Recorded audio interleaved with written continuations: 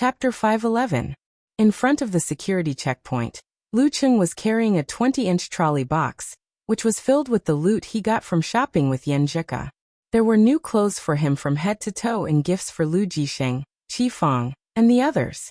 It's so good to have a wife. She's so thoughtful. Lu Cheng looked at Yan Zhika, who still looked tired. He tucked her hair behind her ear and said with a smile, "I'm going in. Go home quickly. Sleep early tonight. Get some sleep." Yan Zhika was touched at first, but as she listened, she became embarrassed and angry. She opened her eyes, shook her right arm, and punched Lu Cheng in the abdomen. Her move was smooth, but she didn't use any strength. "Who's to blame?" she whispered, gritting her teeth. She waved and turned around, pretending to be cool. She walked slowly to Du Yan, who was waiting for her at the elevator. Lu Cheng held his stomach and stood up straight. He looked at his little fairy's back with a smile and muttered to himself, "Should I post a question on the forum? My wife is getting less and less shy and more violent. What should I do?"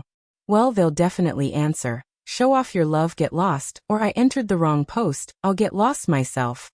While thinking, he watched Yan Zhika walk away. When she was about to enter the stairs, Yan Zhika finally couldn't hold back her emotions anymore. She turned around and looked at Lu Cheng, who was still standing there, not moving at all. Their eyes met. She couldn't help but curse under her breath. Idiot! Because they wouldn't be apart for too long this time, as they would come again next month. And because they already had experience, the two of them weren't as reluctant to part as before. After looking at each other for more than 10 seconds, they waved again, entered the elevator, and went through the security check. They skillfully switched to online dating mode. Lu Cheng's flight was smooth. The flight took off on time, and there was no bad news in the weather forecast. Smith resisted the urge to wave his fist and celebrate. He rearranged the surveillance reports during this period, threw out a spider thread, and rushed into the director's office. It was as if he was running to freedom. Thank God, amen. In a spacious and clean hospital with few patients, a brown-haired middle-aged man with a stiff face and missing an arm looked through the window at the unconscious house in the intensive care unit. He said to the person beside him, "He's close to brain death." "I know," the black-robed man with green eyes answered calmly. It was hard to tell how old he was. His appearance was ordinary, but he had the temperament of a scholar. There was also an illusory sense of mystery that did not belong to the real world, making people admire him and willing to listen to his every word. "Lucas, I have a suggestion. Let me take him away. You should know that we have the artificial weapons project that will allow House to live in another way," the one-armed man said solemnly. Lucas, who looked like a mysterious scholar, was silent for a moment before he nodded indiscernibly. "I have no objections." The one-armed man heaved a sigh of relief and asked, "Haven't you found any useful clues about the deliverer man?" No psychic is not omnipotent. In the absence of a direction, even a great teacher can't do anything. Lucas replied slowly, "But as long as he appears a few more times, we will definitely be able to catch him. Wherever he goes, there will be traces left behind. The only difference is how many traces there are. Once we accumulate enough traces, things will be simple." "May God bless you," the one-armed man said out of habit. But as soon as he finished speaking, he felt that it was inappropriate. God would not bless this group of evil spirit cultivators. It was more likely that he would send down holy light to purify them. Lucas had obviously thought of this as well. He smiled mockingly, took one last look at House in the ICU, and turned to leave. "Lucas, there's one more thing. You have to complete the dissection as soon as possible and throw out a few people to calm the public opinion." The one-armed man raised his voice and reminded him, "We're doing it now." Lucas turned around and smiled. "Gore, when this is over, I'll invite you to my private island for a vacation." "My pleasure." The one-armed man imagined the scene on the island and felt a burning sensation in his lower abdomen. When Lu Cheng flew to Songcheng, it was the eve of the 11th. The members of the martial arts club would have a 3-day holiday. He planned to go back to Xioshan on the 2nd of October to help his parents move and send gifts to each of them. After half a year of drying the new house, they could finally move in. As soon as he entered the dormitory, Lu Cheng saw Zhao Chang, Zhang Jingye, and Qiu Zhigao returning from self-study. Hey, you're early. Hey, you're back. Both parties greeted each other in surprise. At this time, Zhao Chang smiled a little embarrassedly. Cheng, let's have dinner together tonight. It's my treat. Your treat? Why? Lu Cheng sized up the head of the dormitory, Comrade Chang. He wore a pair of black-rimmed glasses and combed his hair neatly. Although he looked old, he had a sense of maturity, as expected of a scholar. Cheng, you've been living a simple life. You don't even know the Han dynasty, let alone the Wei and Jin dynasties. Kai Zongming came over from the dormitory next door and dropped a line. After all, he was admitted to Songqing University with his own ability.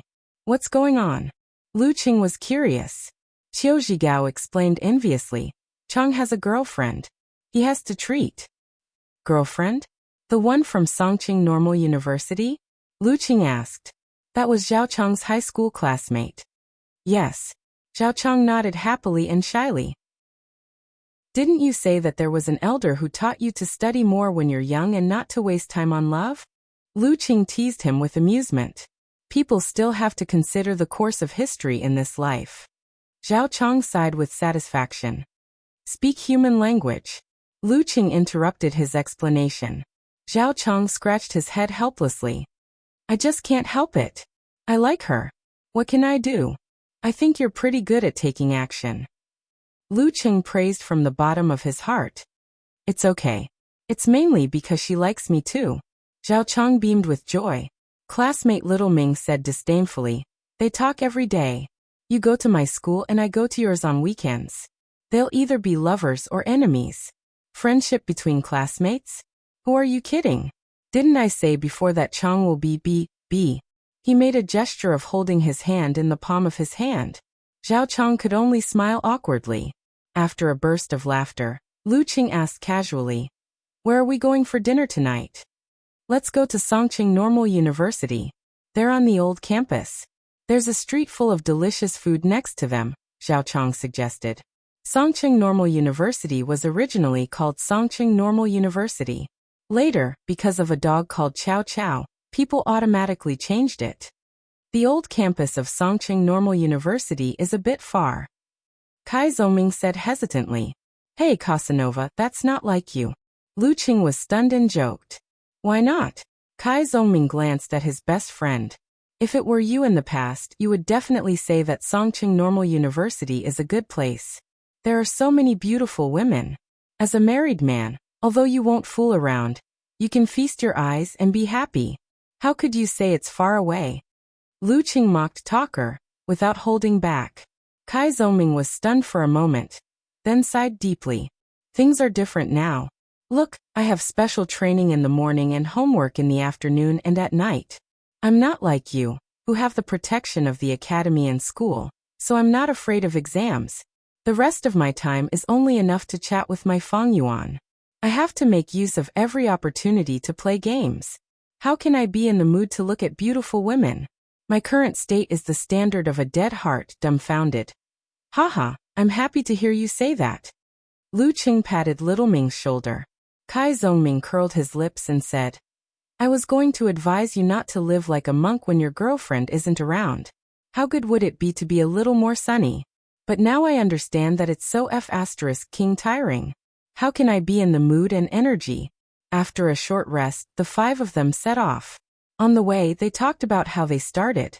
Zhao Chang was a natural success, and both of them had a good impression of each other at about the same time. Zhang Jingye was the one who chased after girls. During that time, he was often invited by Wu Qian to go on a trip. As for the Casanova, time revealed a person's heart. After understanding his feelings, it didn't take much effort for him to be together with Fang Yuan. It seems that I'm the only one who really got her. Lu Qing sighed with emotion. As soon as he finished speaking, he remembered Yan Zheka, who was far away in America. When they parted just now, he already missed her. 40 minutes later, they arrived at the north gate of Songqing Normal University and met Zhao Chang's old classmate and current girlfriend, Wang Shi. She was about 1.6 meters tall with fair skin.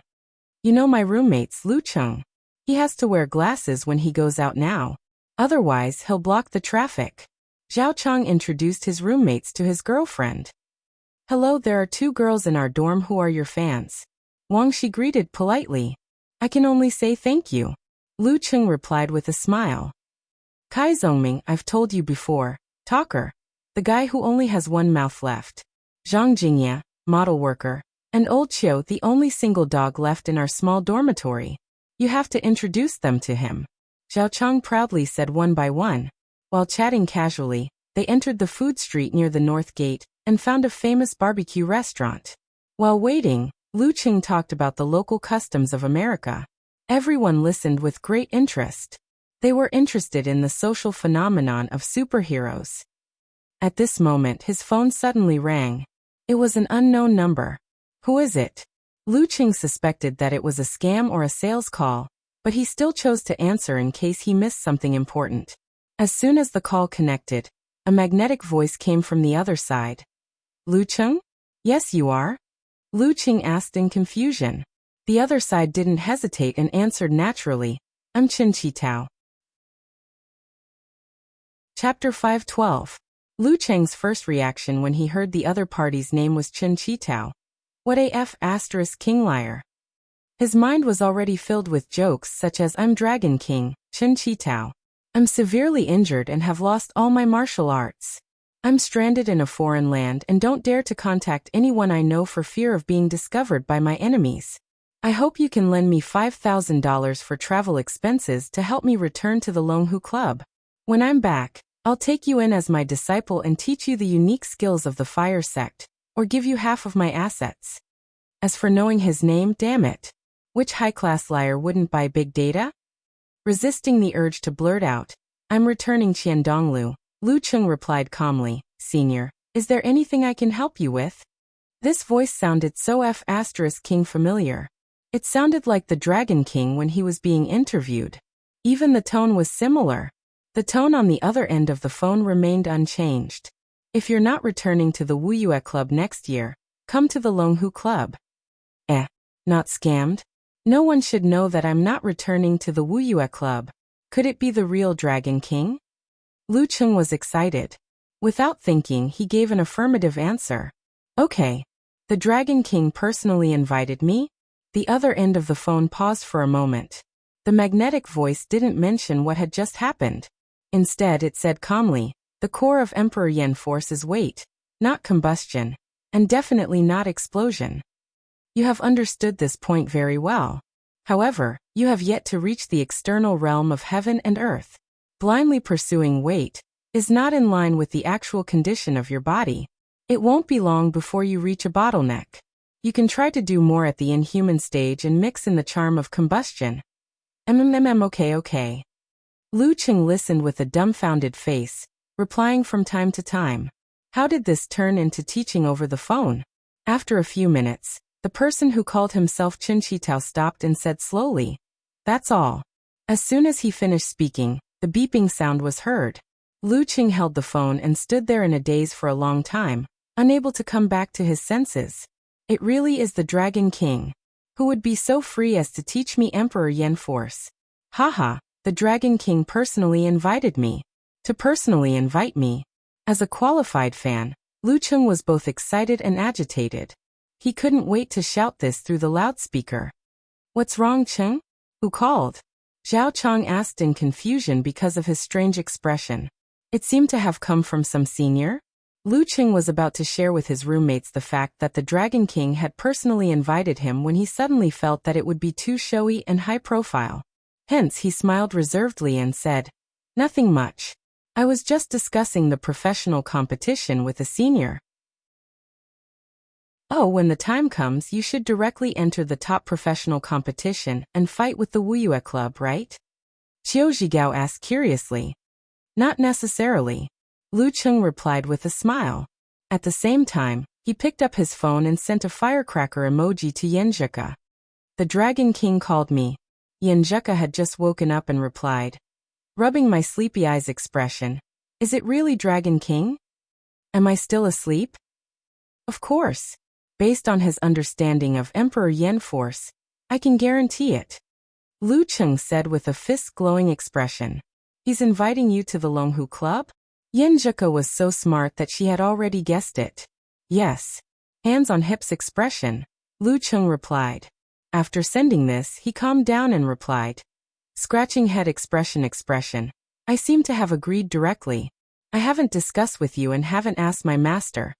This should be the so-called evil disciple.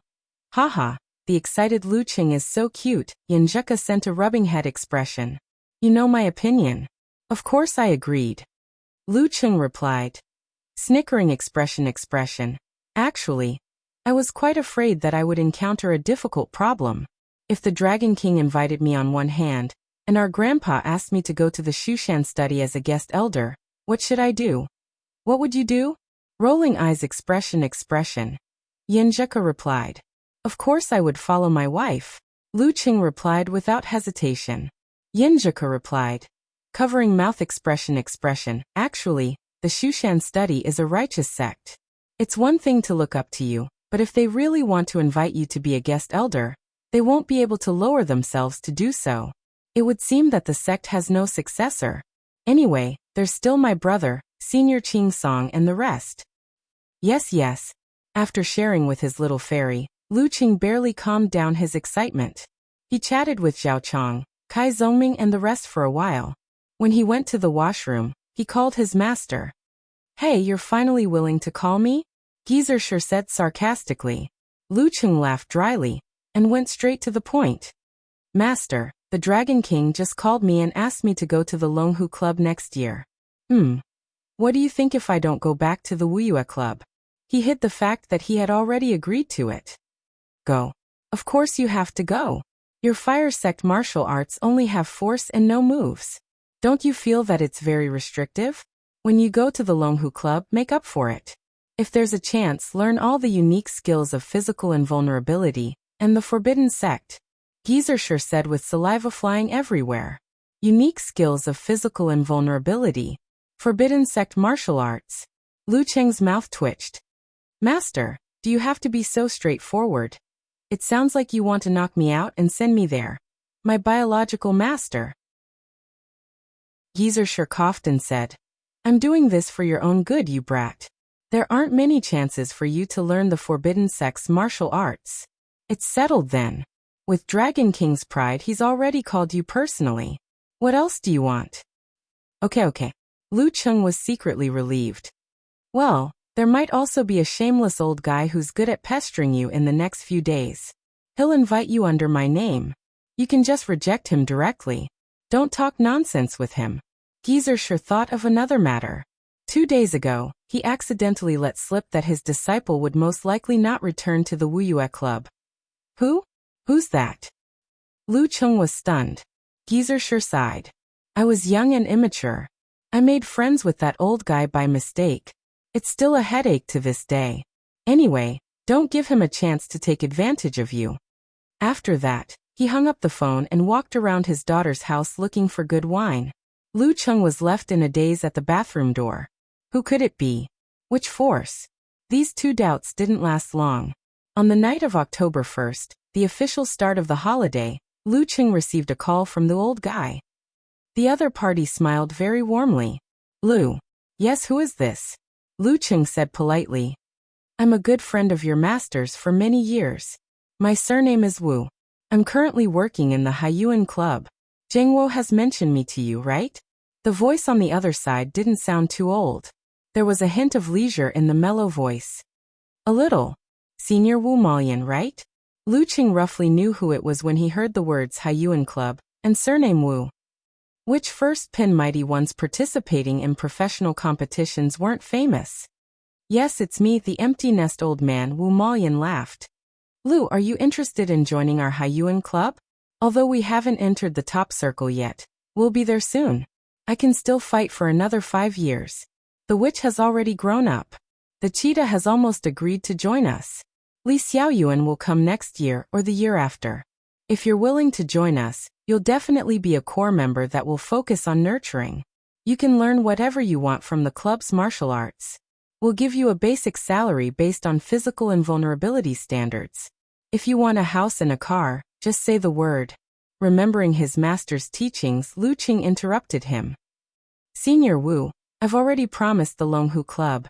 If I don't return to the Wuyue Club, I'll join them. The Longhu Club? That's fast. Wu Maoyan muttered. Lu, you have to consider this carefully.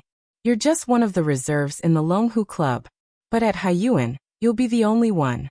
To put it bluntly, they're big and have strict rules. Even if you're a heavenly son of the era, you'll still have to lower your head. Hee, what are their conditions? I don't know yet. Lu Qing answered honestly. He had completely forgotten about this when he made the promise. As for the fact that he hadn't signed the contract, he had to keep his word in the martial arts world. You don't know?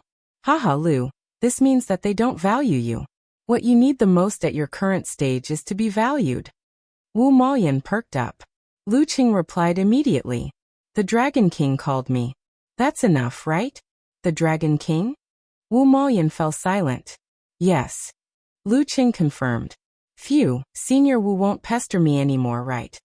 Heh, the Dragon King's moves are indeed fast, accurate, and ruthless. Wu Maoyan sighed and smiled again. Lu, you really have to consider this carefully. The Dragon King is too arrogant and not easy to get along with. He rambled on for a full half an hour before Lu Qing finally got rid of him. He felt both physically and mentally exhausted. What a persevering old man. Luckily, my willpower is strong and I'm not swayed. On the 2nd of October, Lu Qing returned to Xioshan and participated in the moving. He carried a cabinet in one hand and walked into the freight elevator under the dumbfounded gazes of the onlookers. Seriously, it's not like we don't have money. Why can't we just hire a moving company?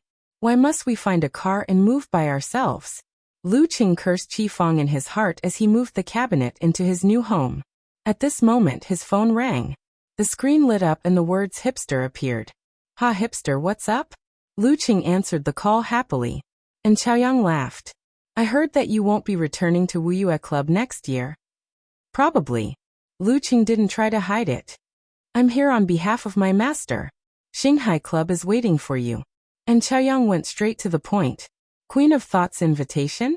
Lu Qing felt smug for a few seconds and replied sincerely. I've already promised the Dragon King. Dragon King? And Chaoyang was shocked. After a while he laughed. Then I won't be long-winded about the conditions. How are you doing at Xinghai Club recently? Lu Qing changed the topic and asked casually. It's all right. Every few days, someone will use you, Renli, and Priest to educate me like other people's children. And Chaoyang replied casually. After chatting for a while, he hung up the phone. The phone screen showed the time and the person of the call. 3 minutes and 50 seconds. Husky. Chapter 5:13. Lu Qing put down his phone and thought of the calls he had received in the past few days. He felt a little emotional, and then realized something was missing. Yes, neither the Wuyue Club nor the Ice God sect had contacted him. Were they blocked by Master? Or had they acquiesced to this situation and development? Lu Qing shook his head and laughed. He didn't think about it anymore and continued his moving business. He followed the rented van back and forth several times, and became the main labor force today. He lifted the marble table with one hand that could only be lifted by 4 people. Lu Jixing and Qifeng sighed that practicing martial arts was so good. Lu Yanwei, Lu Yuanchang, and the others who came to help didn't dare to help. They could only carry some small items and dutifully cheer him on and yell 666 a few times. When it was close to noon, Lu Qing entered his original home again to see if he had missed anything. The living room was mostly empty and full of junk. The cabinet, the TV, the single sofa, and the coffee table that had been used for many years were missing. At first glance, Lu Qing suddenly felt a sense of loss. He had a subtle feeling of leaving his hometown. In his opinion, the new home was full of unfamiliarity. Walking in it, there was no sense of familiarity. However, this was the place where he had lived for more than 10 years. It was a place that was engraved into his bones. It was the home in his heart. He sighed and walked around the living room, half checking and half reminiscing. He stopped at the door of the master bedroom and looked around. The wardrobe and desk were gone. Only the old clothes that his mother had finally abandoned were left on the floor. Looking at the empty space, he pictured the big mottled bed painted with red paint. Lu Cheng's expression was a little complicated. That was the bed that his mother had given to him when he married her. It had accompanied her throughout her marriage, witnessed his birth and growth, and witnessed his learning and hard work. When they got married, they didn't have enough resources. His mother was born in a rural family, and naturally didn't have a dowry. For this reason, his omnipotent grandfather found wood and built the bed and furniture by himself, which were still in use today. Gazing deeply at her, Lu Cheng came to the door of his room. Because the new house had bought a double bed and a sofa bed, his old bed was still quietly in the same place, just like it had been for so many years. However, the desk beside it, the bookshelf opposite it, and the wardrobe were all gone. Thinking of his tumultuous childhood, of his myopic youth who would sneakily read novels with the lamp under his quilt at night, of his youthful holidays where he slept until noon, and of Yenjika lying there under the sun, of his pious and surging years of growth, Lu Cheng had a moment of unwillingness to part with this place and his old friend. It was like saying goodbye to a childhood friend whom he had known for many years.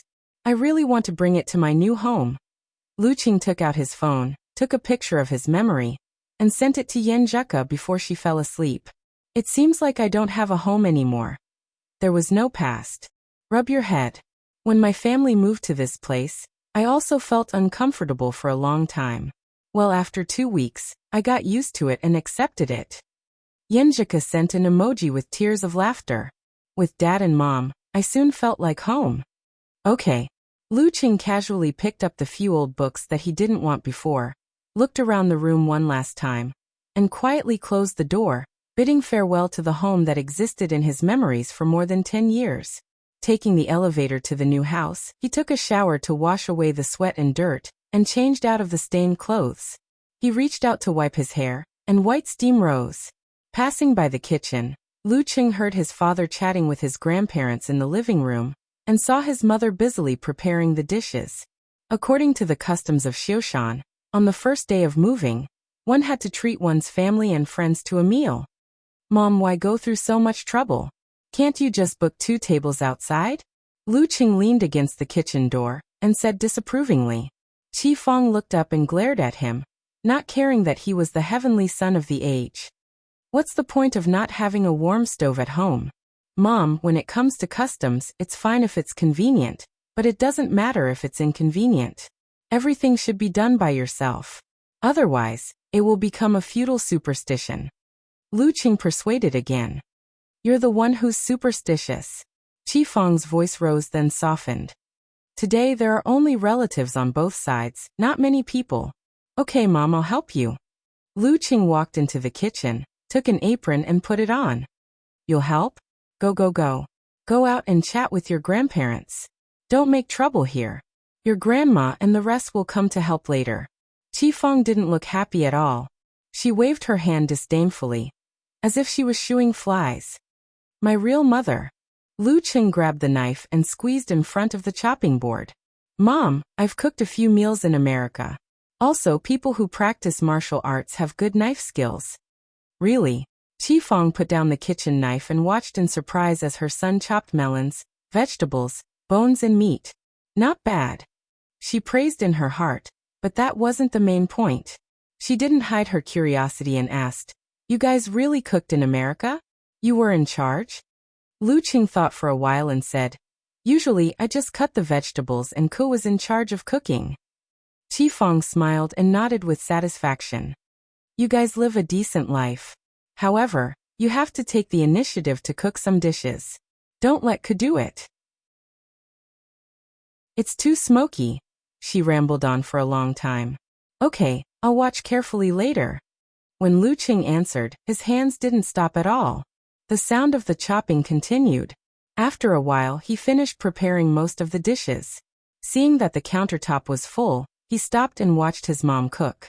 I'm studying hard. He took a picture and sent it to Ku. I miss your food. Yenjika, who had washed up and was lying in bed, suddenly felt hungry.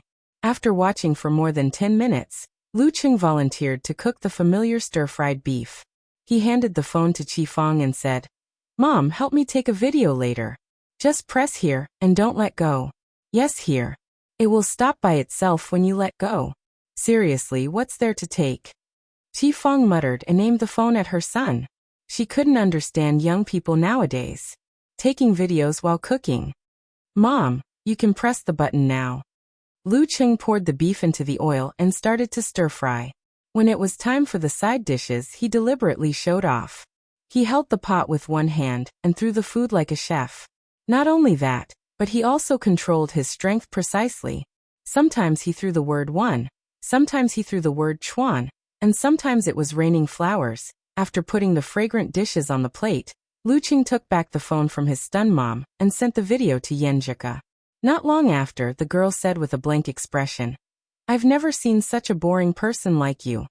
What the hell is this fancy stir-frying?" Qi Fong had already come to her senses. She pushed her son out of the kitchen angrily. Go and play by yourself. She doesn't know how to appreciate." Lu Cheng spread his hands and shook his head in amusement. He walked to the living room. At this moment, he suddenly felt a sense of belonging to this place.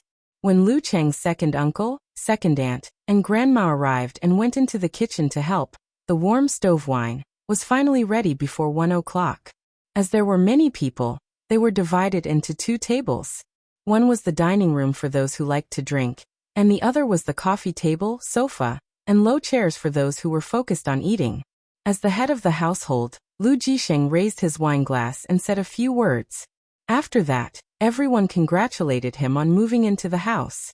After eating and drinking, some people played mahjong, some played pig-trotting, some played Fight the Landlord, some played chess, and some played online games. They had a pleasant afternoon. After dinner, Lu Cheng's grandpa and grandpa were sent home by his uncle who didn't drink. His grandparents who came from Ningxue stayed in the guest room. Qi Yunfei and Chen Xiaoxiao stayed in the guest room. His aunt Qi Yan and uncle Chen Wengua slept in the separate study. There was a sofa that could be folded into a bed.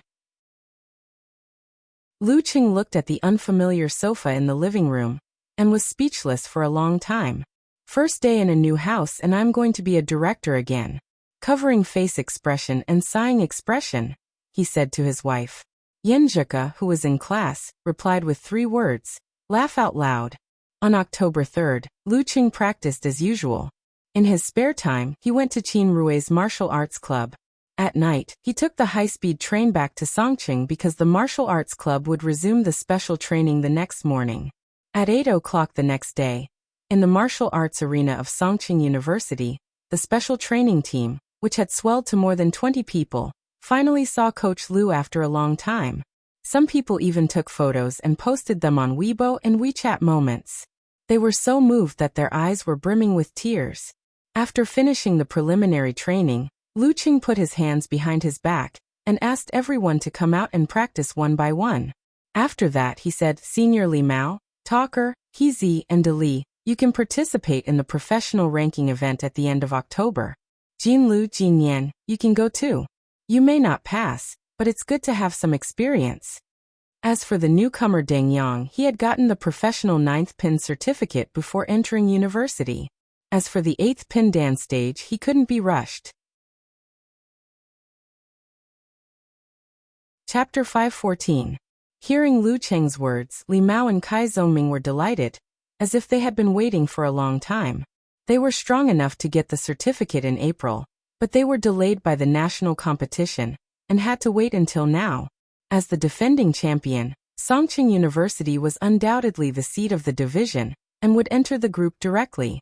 They would only appear on the stage of the new university martial arts competition at the end of November. On the other hand, Hezi and Wang Dali were both excited and apprehensive. At times, they felt that they had a high chance of getting the professional 9th pin certificate if they gave it a try. At other times, they felt that they were still lacking and that it would be safer to wait for another half a year. There was no need for them to be tortured. As for Jin Lu and Mu Jinyan, they had an indifferent attitude. To them, the chances of them breaking through the encirclement were slim. "Senior Lu, Coach Lu, we haven't fought in a long time. I would like to apply for actual combat in the team to prepare for the ranking event." Wang Dali, who looked like someone released from a labor camp, raised his hand and suggested, "Sure." Lu Cheng nodded with a smile without hesitation. With his current strength, he was more than enough to be their referee. I'll sign up first. I want to challenge Hezi. Wang Dali stepped out first. His eyes were bright and his tone was resolute, as if he had been planning this for a long time. Why? Lu Cheng blurted out in surprise. Why does it feel like there's a grudge between them? Wang Dali replied with grief and indignation. The last few times we played werewolf, she would always be the first to kill me. I can't play this stupid game anymore. As soon as he finished, Hezi, whose hair had just reached her ears, laughed with the other female team members. Who asked someone to look so fierce? What a deep hatred. Lu Cheng sighed with emotion. Coach Lu, Senior Lu, will play this afternoon and then have a meal together. Do you want to join us? Hezi asked expectantly.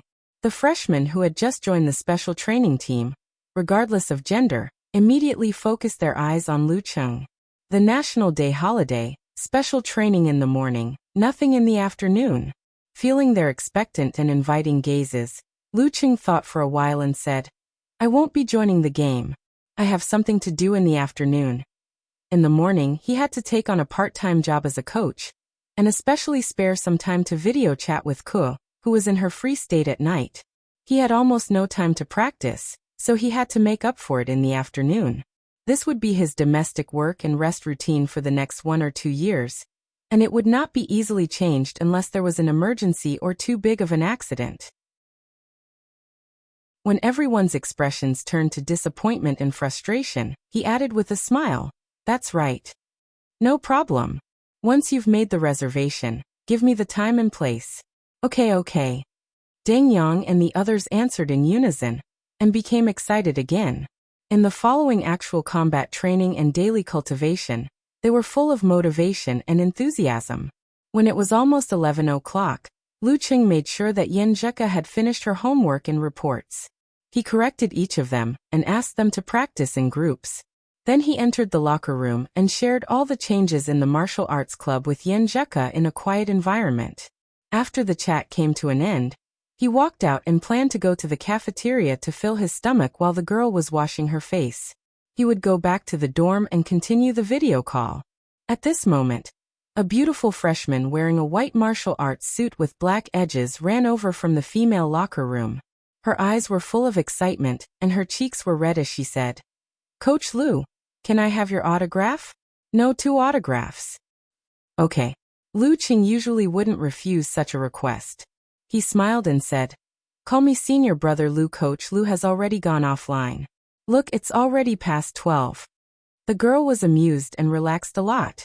She unfolded the white t-shirt in her left hand and handed the pen to him. She said crisply, Senior brother Lu, please sign here first. Lu Cheng didn't say anything. He picked up the pen and wrote his name on the front of the shirt. Damn it, I haven't signed for a long time. I'm rusty now. Although I'm not rusty, it doesn't look good either. After putting away the t-shirt, the girl took out a talismanic necklace from her pocket. Its pendant was golden, like some mythical beast in legends.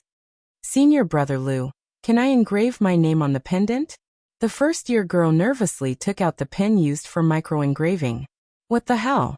At this moment, Lu Cheng was dumbfounded.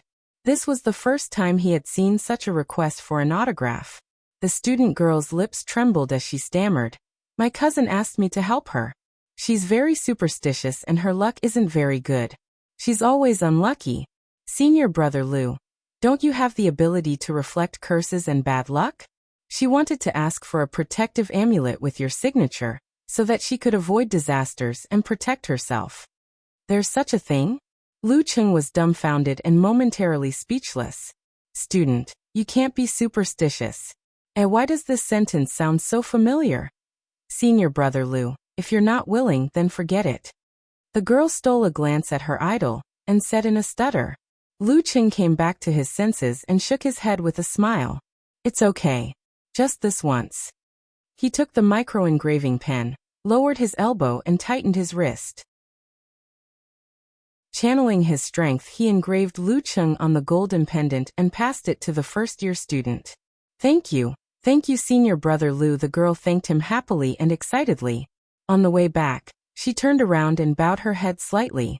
At this time, more than half of the special training members had gathered, and were planning to leave for the reserve cafe to play Werewolf Kill. Lunch would also be served there. Senior brother Lu, bye-bye. They waved goodbye cheerfully, leaving Lu Qing alone. Sigh, it seems that in other people's eyes, I'm gradually not very sociable and don't like to participate in activities. Maybe they'll think that I'm getting more and more arrogant. Lu Qing shook his head and smiled, half self-deprecating and half lamenting. I really don't have time. What are you laughing at? Little Ming's voice came from the back of the locker room. Lu Qing turned his head and looked at Kai Zongming, who had already changed his clothes. I'm laughing at why you're not participating? Isn't that nonsense? Fang Yuan is leaving on the 7th. Kai Zongming replied with a look of disdain. I've told you 3 times and you can't even remember. Are you entering old age ahead of time? Really 3 times? Lu Qing racked his brain but couldn't find the corresponding memory. For a moment, he was at a loss. Nope. Little Ming answered sincerely. Come here. I promise I won't beat you to death. Lu Qing said, grinding his teeth. Kai Zongming laughed and asked, Cheng, what do you think is the probability of me getting a certificate in this ranking event? If you're lucky enough, you're basically guaranteed to get it. Lu Qing answered honestly. That's good. Don't you know how much effort it took me to resist showing off my strength when I was with my former classmates, friends, and relatives during the summer vacation? I can't just jump out and flex my muscles, kick the pillar, or say that I'm an expert now, right? How embarrassing. Kai Zongming said with imagination running wild. When I get the certificate, I'll slap it in front of them, and they won't have to say anything anymore. What's the difference between the 2 methods? Lu Qing asked, amused. Don't you think the latter method is more subtle? Kai Zongming made a retracting gesture. I don't think so. They're both equally stupid. Lu Qing answered without hesitation. After joking and teasing each other, they left the martial arts arena. One went to the cafeteria, while the other went to the school cafeteria to meet up with Fang Yuan. The next few days went by as usual. Lu Qing booked an early flight to America, so that he could make it back in time to supervise the ranking event. Smith hummed a soundless melody and walked into the office with light steps. During this time, he had been very relaxed. The tasks assigned to him were quite simple, so he didn't have to worry about them. What a wonderful life. Thank God. Amen. He had just made a cup of coffee and sat down when he suddenly received a call from the director, asking him to come over. What's the task this time? Smith knocked on his boss's door with curiosity and expectation. Monitor him. You should be very familiar with it. I don't need to say more, right? The director turned the computer screen around, and a familiar face came into Smith's sight. Yellow skin, black hair, chiseled features, a smile on his face, and the word danger in red beside it. It was Lu Qing. Smith's eyes widened and his mouth opened little by little. He blurted out, Why is he here again? Is there an end to this? In the following days, Lu Qing didn't make things difficult for Smith, who was on tenterhooks. He lived a peaceful life, kept a low profile, and didn't do anything out of line. In order to avoid the limelight, he planned to find a chance to challenge the Grandmaster of Martial Arts in the next semester. In the process, Kai Zongming and Li Mao successfully obtained the professional 9th pin certificate. He Zi, after a tough battle, barely managed to obtain the certificate. Wang Dali, who was slightly weaker and unlucky, failed in the group stage. Jin Lu and Mu Jinyan were too far apart. It was purely based on experience. However, the addition of 4 professional 9th pin fighters, Deng Yang brought his own certificate, made the martial arts club in the limelight at Songqing University again. More students were willing to join the martial arts class. As a last resort, the martial arts class added 1, 3, and 5 for students who didn't make it to the next round. At the end of November, the new National University Martial Arts Competitions Division Group stage started. Songqing University's first opponent was the weaker Celestial Academy. Lu Qing, who came back from America for the 3rd time, didn't put himself in the lineup. He put the newcomer Deng Yang as a substitute. Even so, Li Mao, who was in charge of the field, didn't do much. Kai Zongming, who dominated the conversation time, and the new calf He Zi, almost completed 3 kills.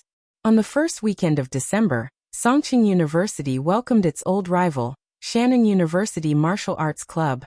In the away team's locker room, Lin Xiaoji, who had a high ponytail, sighed and said, "Inhuman. How can we fight? Luckily, I said last year that we would wait for the year after next year. It should be next year.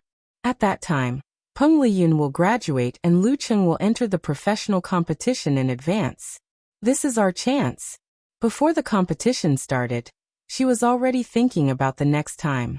Mu Yu, old man Mu, glanced at her from the blessed Buddha beads, exquisite crosses, and other items.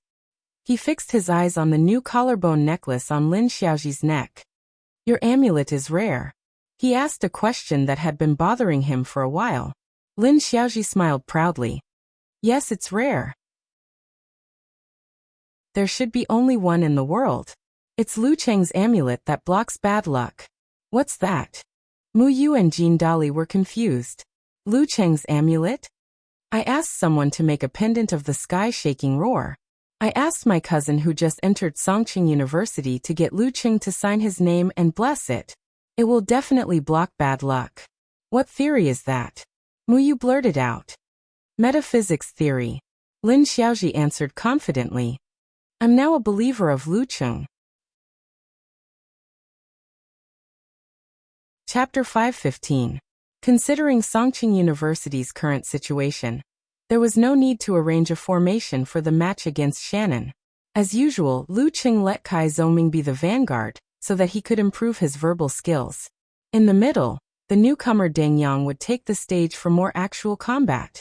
However, unlike the previous match, Lu Cheng put himself in the starting lineup and stayed at the end without the slightest carelessness. After all, Bain Muyu's supernatural ability was comparable to a Dan stage fighter, and he was unpredictable and hard to defend against. If he lost here and advanced to the next round as the second in the group, it was very likely that he would have to face Shanbei in advance. Without Lin Ke, it would be difficult for him to win against Peng Liyun and Fang Zhirong on his own. Coming out of the locker room, Lu Cheng heard a tsunami of cheers before he had time to look around. Those were champion and good luck. The crowd's will was strong enough to shake a mountain. This was the atmosphere of the home ground. Even the most indifferent people would feel their blood boiling in such a situation. The members of Songqing University Martial Arts Club waved at the same time to both sides, which brought more enthusiastic cheers. After a few steps, Lu Cheng glanced around and saw an acquaintance. It was Xu Rui, a reporter from Songqing TV station. She was wearing her usual business attire. Her neat and refreshing short hair was long enough to reach her shoulders, which added to her feminine charm and highlighted her delicate oval face. "Huh. She's still a reporter? Huh. The logo on her microphone doesn't look like she's from Songqing TV station. Did she change jobs?" Lu Cheng nodded at Xu Rui as a form of greeting, despite the doubts in his mind. Xu Rui adhered to the requirements of the interview and didn't disturb them before the match. She only responded with a smile. After a short wait, the referee stepped into the arena. The broadcast announced the names of both sides. The first round, Kai Zhongming versus Lin Xiaoji. It said that Lin Xiaoji has touched the threshold of Dan's stage. "If you raise your proud tail, you'll be embarrassed," Lu Cheng said to Talker, half teasing and half reminding him. "Damn it. You're so misleading. Luckily I'm a gentleman," Kai Zhongming said sarcastically. "Don't worry. I'm the best at talking to girls. F***ck dirty people see dirty things. Get out of here." Lu Cheng gave Little Ming a slap on his face and pushed him out of his seat. He didn't even need to do the fist bump to encourage him.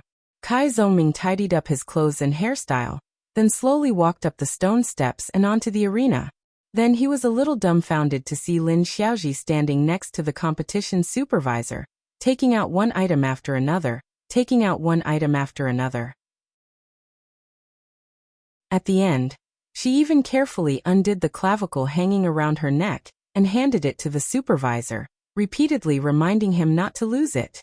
After doing all this, Lin Xiaoji tied her ponytail a little higher and walked lightly to the opposite side of the enemy. She pointed to her sleeve and smiled proudly. Kai Zhongming took a closer look and realized that there was a circle of words embroidered on it. The words Taishang Laojun were written on the front, as expected of a grandmaster of metaphysics. For a moment, Little Ming felt like he had been defeated. The referee glanced at both sides, raised his right hand, and announced the start of the conversation. Kai Zongming relaxed and revealed a sincere and brilliant smile. Last year, our two clubs were in the same group. As a substitute of amateur second pin, I had the honor to witness the fight between you and senior brother Sun Jian. It was a very calm and friendly opening, and it sounded more like he was trying to strike up a conversation with a girl. The referee listened quietly from the side. Lin Xiaoji nodded with a smile and said nothing. At this moment, Kai Zongming suddenly changed the topic. At that time, you were already a top 9th pin fighter. Now a year later, I, an amateur second pin, have gotten a professional 9th pin certificate. I think I'm strong, but you're still at the same level. Don't you feel ashamed? Don't you think it's time to re-examine whether you're suitable for the path of martial arts? You're only a junior. You still have time to focus on your studies. Similar words poured out endlessly, accompanied by a mocking expression. Even the referee had some doubts in his heart. Don't hit people in the face. Don't expose people's shortcomings. Being humiliated like this, I definitely can't stand it. However, Lin Xiaoji raised the corner of her mouth and her expression didn't change. Even her eyes didn't show any sign of anger. I've met a strong opponent. Kai Zongming pulled himself together and changed 3 strategies in a row. But his opponent remained calm and responded with a faint smile. Her self-restraint was off the charts. Soon, the 3-minute conversation was about to end. Lin Xiaoji raised her hand with a smile, put her fingers into her ears and slowly pinched out 2 earplugs. What the hell? Kai Zongming's eyes bulged. He was dumbfounded on the spot. So I was playing the lute to a cow. You deserve earplugs consecrated by 9 eminent monks chanting scriptures. Lin Xiaoji snapped her fingers and flicked the earplugs out of the arena. They fell next to the referee. There were also words engraved on them. When put together they read, "I'm not listening, I'm not listening." Isn't this against the rules? Kai Zongming immediately turned his head and asked the referee. It's not a weapon, nor is it sharp or hard. Theoretically, it's no different from plugging your ears with your fingers, the referee explained. There's a difference. There's a big difference. If I saw her plugging her ears with her fingers, I would have stopped talking. Do you know how much effort I've wasted? Kai Zongming was about to speak when he saw the referee raise his right hand, and was about to swing it down. He quickly gathered his thoughts and turned his attention back to the match. In the following battle, Lin Xiaoji, who was already better than Kai Zongming, displayed her tiger form, dragon form, snake form, and leopard form martial arts to the fullest. Her movements were smooth and controlled, making it difficult for Kai Zongming, who couldn't achieve his strategic goal in the conversation time. Even if he had hundreds of tricks up his sleeve, he couldn't turn the tables and find an opportunity. After struggling for 2 or 3 minutes, he was defeated by a round of tremor punch. Haha, I told you. Don't be arrogant. Don't think that no one can defeat you in the conversation time. Facing the depressed little Ming, Lu Cheng, as his best friend, showed him what a friendship between men was. Get lost. Kai Zongming replied in a bad mood. Then he fell into deep thought. Cheng, what if all the opponents in the future don't know their manners and plug their ears with their fingers? What should I do? Practice a martial art of the lion's roar style, and become a human loudspeaker. The most basic way was to practice his inner strength, and not pin his hopes on the conversation time. That makes sense. Kai Zongming nodded thoughtfully, and began to think about where he could get a similar martial art.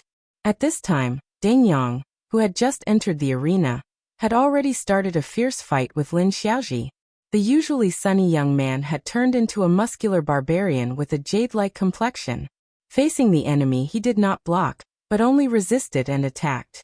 He had combined the quenching jade formula of the Shizhou sect and the 24 blizzard strikes into one.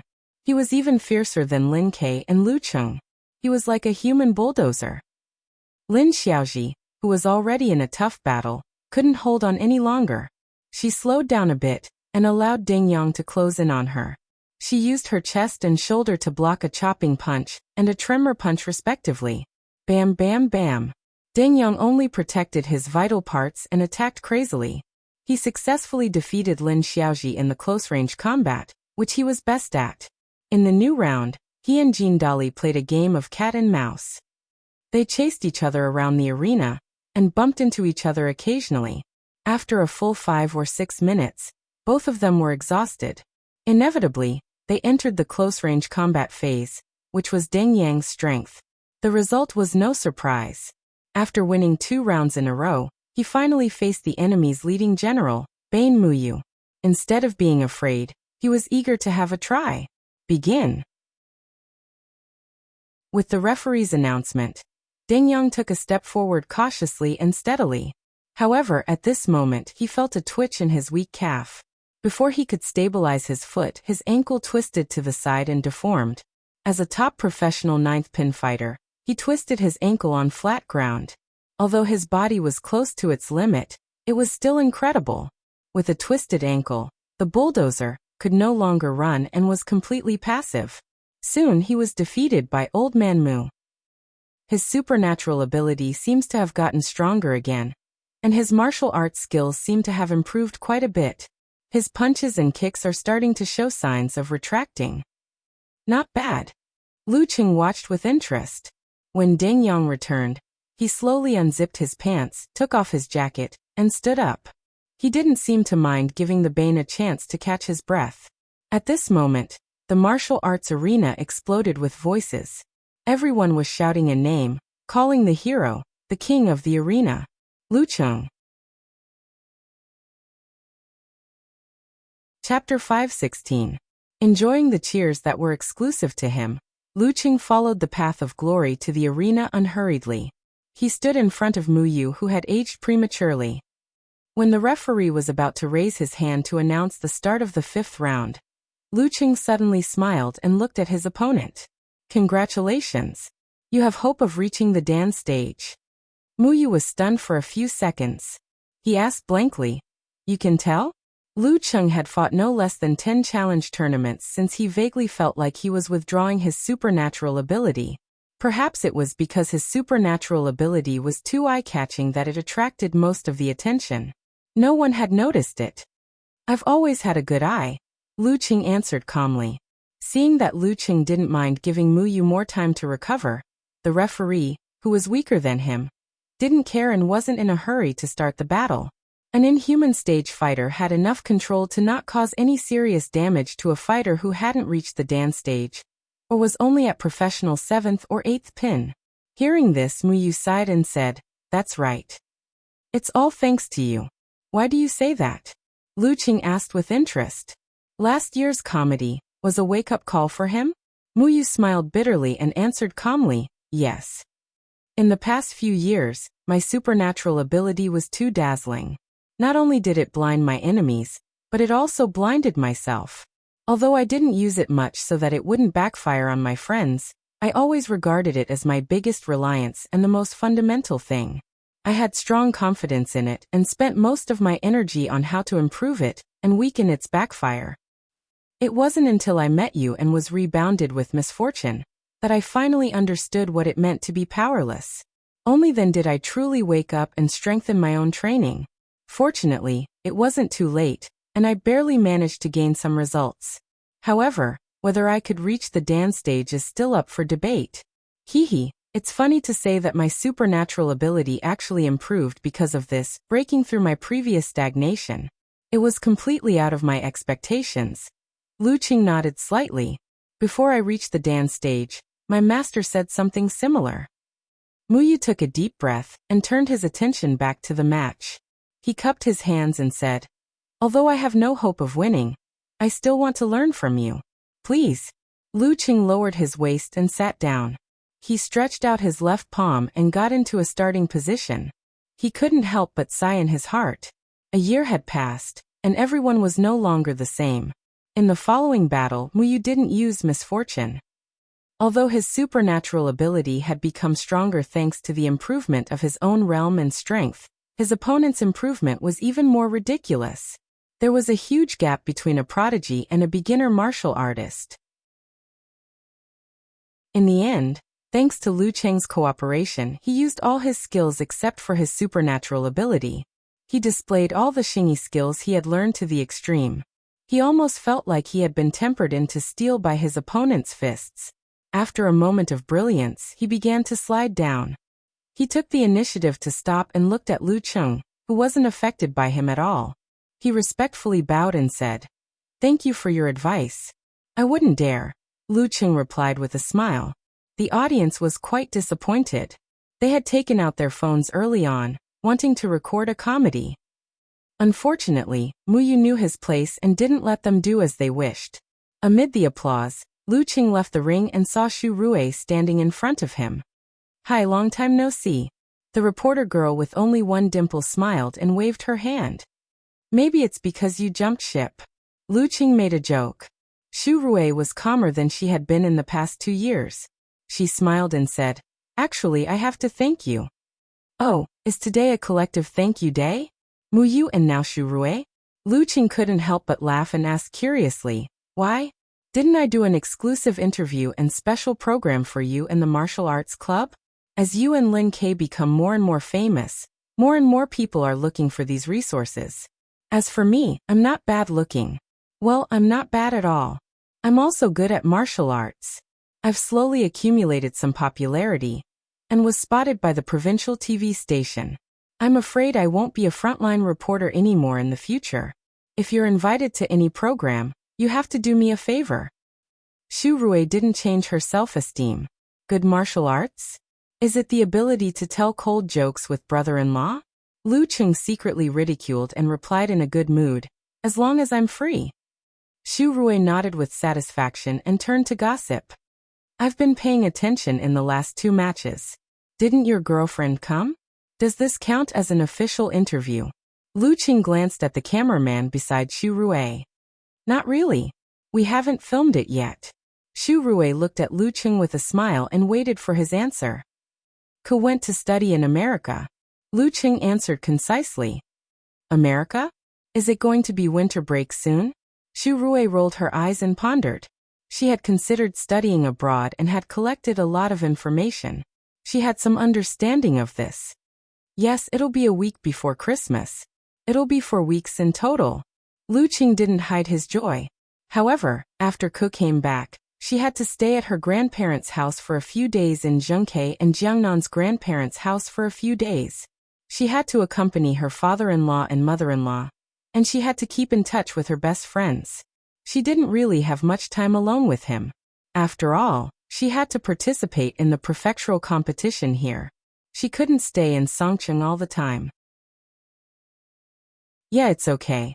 I can go back to Xioshan on Monday, and Songcheng on Friday. I can be a not-so-competent coach. They've already gotten used to Coach Lu's absence, just like how Smith is used to my presence." Just as he was thinking about this topic, Xu Rui suddenly exhaled and said with emotion, "If it weren't for you, I would feel that Songcheng University Martial Arts Club has become unfamiliar. Compared to last year at this time, half of the members have left, right? Coach Sure Lin K. Oh right, how's Lin K's injury? I don't see any news on the internet." He started recovery training in August and recovered in November. He should be at the level of a strong 6 now. Lu Cheng answered honestly. This was all information he got from Ko. As teammates and relatives who had fought side by side, he had actually called to show concern for his brother-in-law. However, the whole process was very awkward. He was racking his brains to find a topic to talk about and only answered with yes, yes, yes, and so on. The more Lu Cheng talked, the less confident he became. He had no choice but to hang up in a hurry. In this regard, Yenjika's words soothed his wounds. "My brother is already treating you as a friend by listening to you ramble on for a minute, and not directly saying goodbye." After hearing Lu Cheng's description, Xu Rui smiled and said, "That's good. I'm happy that everyone is getting better." "Reporter Xu, you don't feel right. You're a bit of a hipster. However, this has nothing to do with me." Lu Cheng pointed to his teammates. "Let's do the official interview. They're all waiting." "Okay." Xu Rui changed the topic to the new university martial arts competitions. "This year, the strong and the weak are too obvious. The other contestants can only look up to you guys at the inhuman stage. However, it's not without suspense. For example, You guys will definitely meet Shanbei in the top 4 round robin of the division competition. Are you ready to fight with Peng Liyun before the national competition? It depends. Lu Qing didn't dare to say with certainty. Since the breakthrough of the ice mirror, his martial arts strength had taken a big leap forward. However, the improvement had been very slow. Even he, who had experienced the speed of a tortoise from a quasi-6 to an inhuman stage, almost couldn't adapt. Compared to now, he could be called a high-speed train. After more than 2 months, he had only become slightly stronger. According to the data, except for the freaks like the Living Buddha and the Warrior Sage, most of the mighty ones with physical invulnerability were in a similar state when they were at the inhuman stage. Therefore, the earlier he reached the high pin, and the more time he had to reach the physical invulnerability stage, the higher his chances. Well, I feel like I haven't settled down enough. While Xu Rui was interviewing Lu Qing, the Shannon University team returned to the locker room after a short post-match interview. Lin Xiaoji carefully entered the bathroom. She took off her clothes and all her protective items, leaving only the collarbone necklace on her neck. She turned the tap to release hot water. While waiting for the temperature to rise, she held the sky-shattering Ho pendant with Lu Cheng's name engraved on it in one hand, and put her hands together in front of her, chanting. After the ceremony, the temperature of the water was just right. She walked under the shower and felt her body instinctively relax. After a while of fear, Lin Xiaoji finished the shower without any mishap. Just as she was about to put on her clothes and go out, she suddenly heard the sound of footsteps and Jean Dali's shout from the opposite side. What's wrong? Lin Xiaoji raised her voice and asked. Nothing, I just did a split. Jean Dali replied with annoyance. Poor thing. Lin Xiaoji nodded her head sadly and covered her mouth to show sympathy. After a few seconds, she finally couldn't help but laugh out loud. Believe in Lu Qing, avoid bad luck. Whoever uses it knows. After that, Songqing University's journey was smooth sailing, and they advanced triumphantly. Under Yan Zhika's witness, they once again entered the top 4 round robin. Their first opponent was the Shanbei University Martial Arts Club. On Christmas afternoon, Lu Qing, who was pretending to be a couple but actually a couple, suddenly felt his phone vibrate. He picked it up and saw that it was from Priest Peng Liyun. Lu Qing whispered to Yan Zhika, then picked up the phone. Hey Priest, how come you're free to call me? Peng Liyun smiled. I just wanted to let you know that I probably won't be in the next match. We'll fight again in April next year. To settle down? Lu Qing asked thoughtfully. Aren't you there too? Peng Liyun replied leisurely. After that, both of them laughed at the same time. They had a tacit understanding. Peng Liyun hadn't fought since the King of Youth Pro League. Lu Qing, on the other hand, had only played 2 games of guiding chess since the end of the 2 unknown actual matches in America. After putting down the phone, he was about to tell Yan Zhika about what had just happened when he suddenly received a message from the military contact, Rapid March. There's progress on the wholeness formula. P.S. Looking for a recommendation on Monday. Chapter 517. Lu Qing perked up when he heard that there was some progress on the wholeness formula. He immediately sensed that something was amiss and quickly typed. Is there anything missing? Otherwise, it wouldn't be progress, but already in his hands. Also, he must have something else to say to me at this juncture. Rapid March replied quickly. The wholeness formula doesn't belong to the extreme Hada sect. It was coincidentally obtained by Muko Yamashita when he was buying an antique. After a few months of hard work, he finally relented, and was willing to accept the proposal of exchanging the swordsman formula for the wholeness formula. However, there is a condition. He wishes to challenge you to a duel in a private setting with no spectators. Both parties will appoint a referee. He chooses the venue and you decide the time, but it's best if it's within a month. A few months of hard work. Lu Qing suddenly smelled a thrilling scent when he saw these words. Although it was an equivalent exchange in the end, Muko Yamashita must have gone through a lot of scheming and espionage to agree. It definitely wasn't as simple as it seemed on the surface. During the King of Youth Pro League, I was already able to defeat Muko Yamashita even before I reached the inhuman stage. Now that 4 months have passed and it's obvious that I've stabilized, He still dares to challenge me. I'm afraid he must have encountered something else and is more confident. After a few seconds of silence, Lu Cheng replied quickly, "All right then. Let's do it on the 20th of January. To be honest, this interrupted his consolidation and accumulation of strength midway, and left him lacking in his state of mind. However, gathering the 9 words formula was more important than healing his master's old injury and Ku's health. He was willing to compromise for this. Besides, when I go to America in February to spend the new year with Ku, I'll start looking for opportunities to challenge grandmasters of martial arts as a warm-up for the nationals in April. It's fine if it's half a month earlier." Rapid March replied concisely, "Then I'll pass on your message to Muko Yamashita." Lu Cheng put down his phone, condensed his voice, and shared the 2 matters with Yenjika. Muko Yamashita has some confidence now.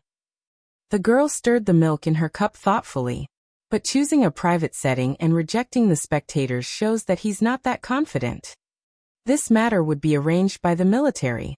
The referee would most likely be a physical invulnerability mighty one, so she was relatively assured. "I think so too." Lu Cheng laughed and said, "If he doesn't improve, I won't be interested in fighting with him again." He did not mention that it had interrupted his meditation. Yes. You still have to be careful of the location he chooses. The home field advantage is no joke. I'll help you find out which environment is most suitable for the martial arts of the extreme Hadu sect. Yenjika analyzed excitedly. In the end, she pounded the table lightly and said, "How infuriating. I can't watch the fight live. Cheer for my Chung." "That's why I set the date after you start school," Lu Cheng said with a smile. "We can't waste our time together." "You don't even blush when you say mushy things now." Yenjika deliberately widened her eyes and said, "Just like how a certain someone is becoming more and more natural when talking dirty." Lu Cheng teased, preparing himself for a beating. "I didn't." Yenjika was both embarrassed and annoyed. She turned sideways and elbowed Lu Cheng with the strength of a kitten. Since they were in a public place like the dessert shop, she stopped flirting and turned to look at Lu Cheng. "Cheng, I think the wholeness formula is a clue. With the military and resources over there, if there are any remaining 9 words formulas in China, they should have already been found. There have been too many periods of war in our history. It's normal for things to end up in Japan, Korea, Miluo, and other places with similar cultures." She could see that Lu Cheng cared a lot about the 9 words formulas. Naturally, she wanted her husband to get what he wanted. "That's true. When I go to Japan this time, I'll communicate with the military. It'll be much better than me doing it alone." Lu Cheng had long realized the limitations of a martial artist. Without a corresponding supernatural ability, professional matters should be left to the professionals. The young couple chatted happily on this topic until the evening when Gu Shuang called. They went to meet up and taste the pot dish recommended by this local tyrant. It came from Guangnan and had been localized and improved. It was quite suitable for the taste of Gaofan people, but there were not many who could do it well. Yes, Lu Cheng and Yenjika came to Gaofan yesterday to spend Christmas Eve. In the small private room, Gu Shuang took off her black down jacket and fixed her wavy hair. She sat down and snickered at the couple. Should I say Merry Christmas Eve? It was Christmas Day. Yenjika's pretty face flushed red. She pretended not to care and snorted. "Didn't you spend Christmas Eve with your boyfriend?" "No, I broke up with him yesterday," Gu Shuang answered with a smile, not a hint of sadness. She wore light makeup and seemed to have done some makeup.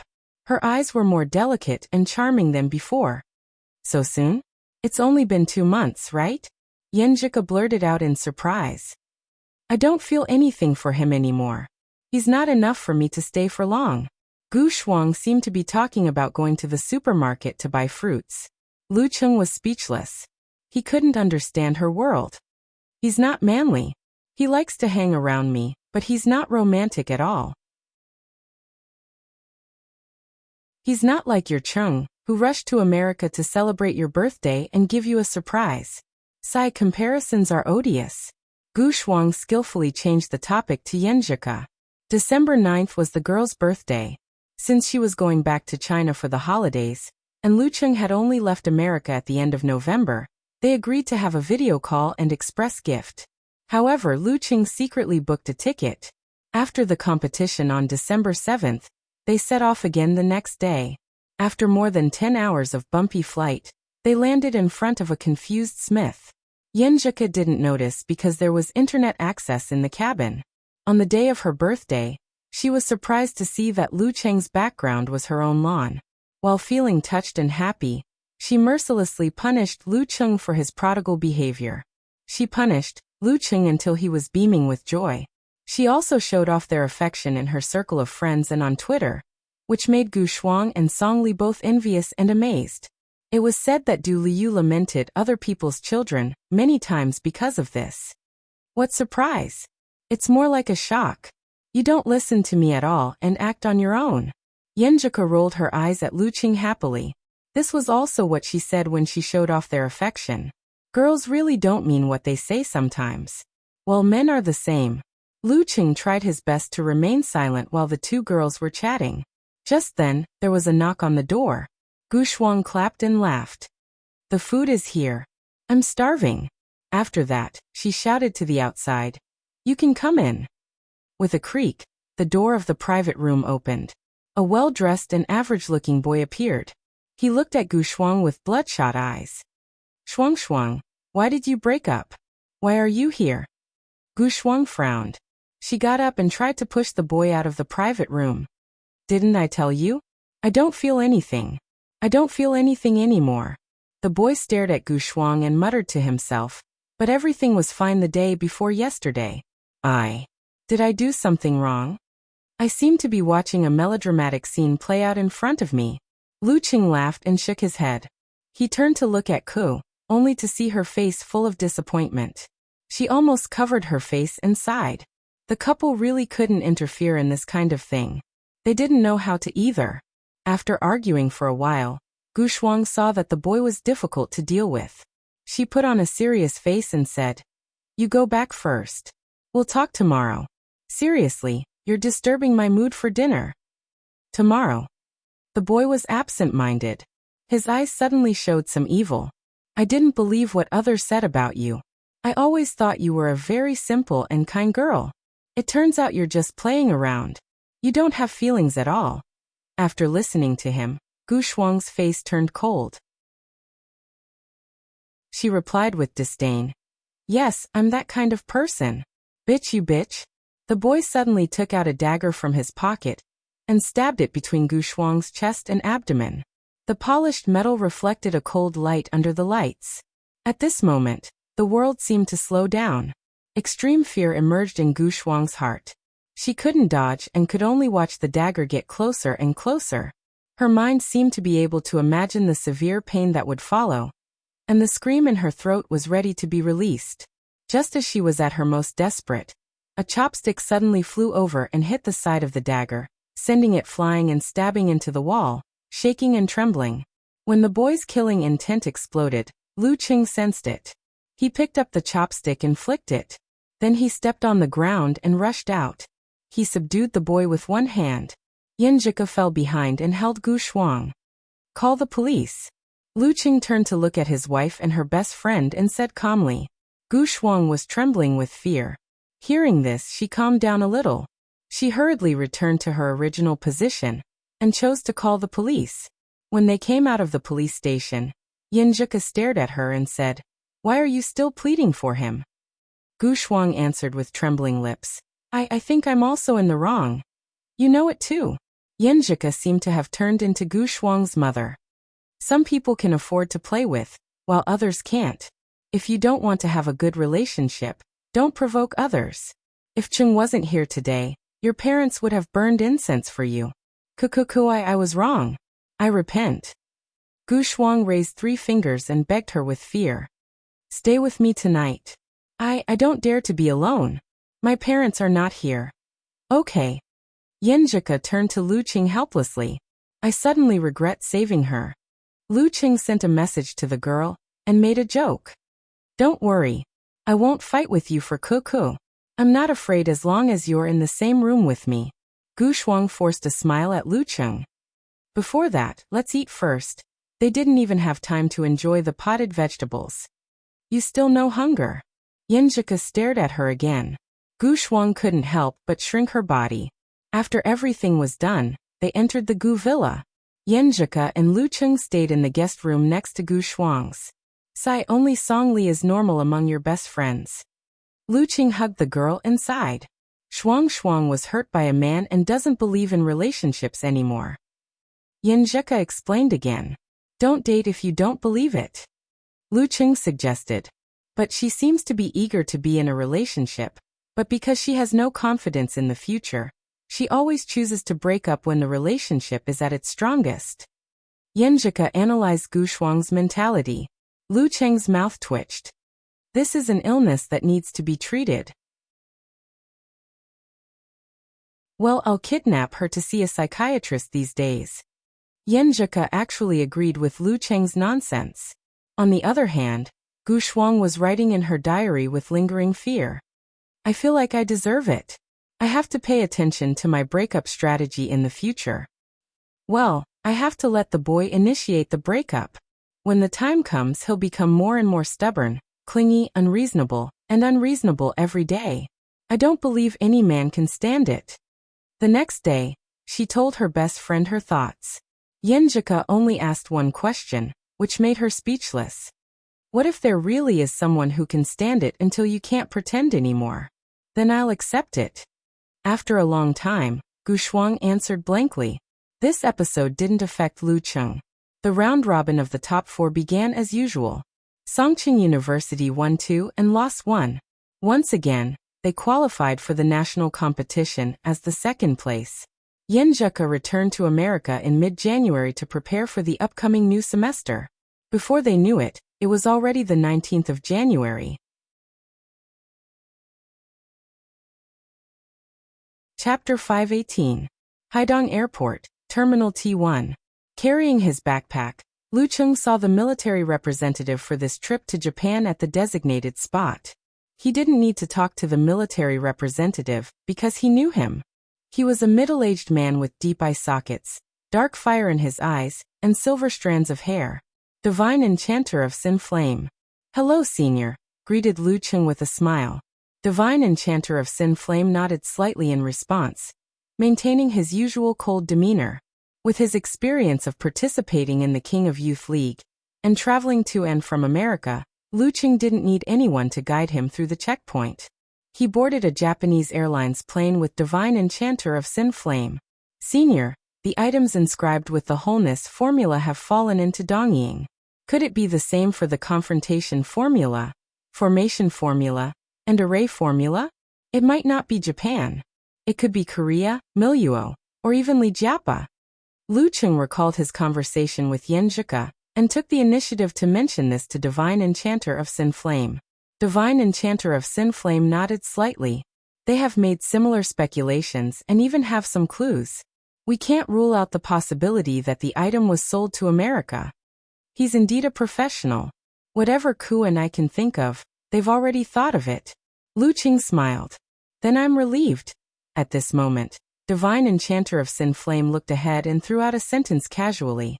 Muko Yamashita's 7 Sins Hadu has a breakthrough in terms of killing intent. It's the killing intent that's getting stronger. Lu Cheng tilted his head to look at his senior and tried to probe further. However, he realized that Divine Enchanter of Sin Flame had already closed his eyes, indicating that he didn't want to communicate. After a while, the plane rolled out and took off. As there was internet access in the cabin, Lu Cheng turned on his phone and told Yenjika the information that Divine Enchanter of Sin Flame had just mentioned. It was noon in China and evening in America. Yenjika replied quickly. Hands crossed, chin in hand, deep in thought expression, she said, "This is a little different from our previous guess." According to her and Lu Cheng's initial guess, for a martial arts sect that worshipped extreme ideologies and emotions, places with spiritual symbols could stimulate a martial artist's potential and allow them to perform moves that they wouldn't normally be able to complete.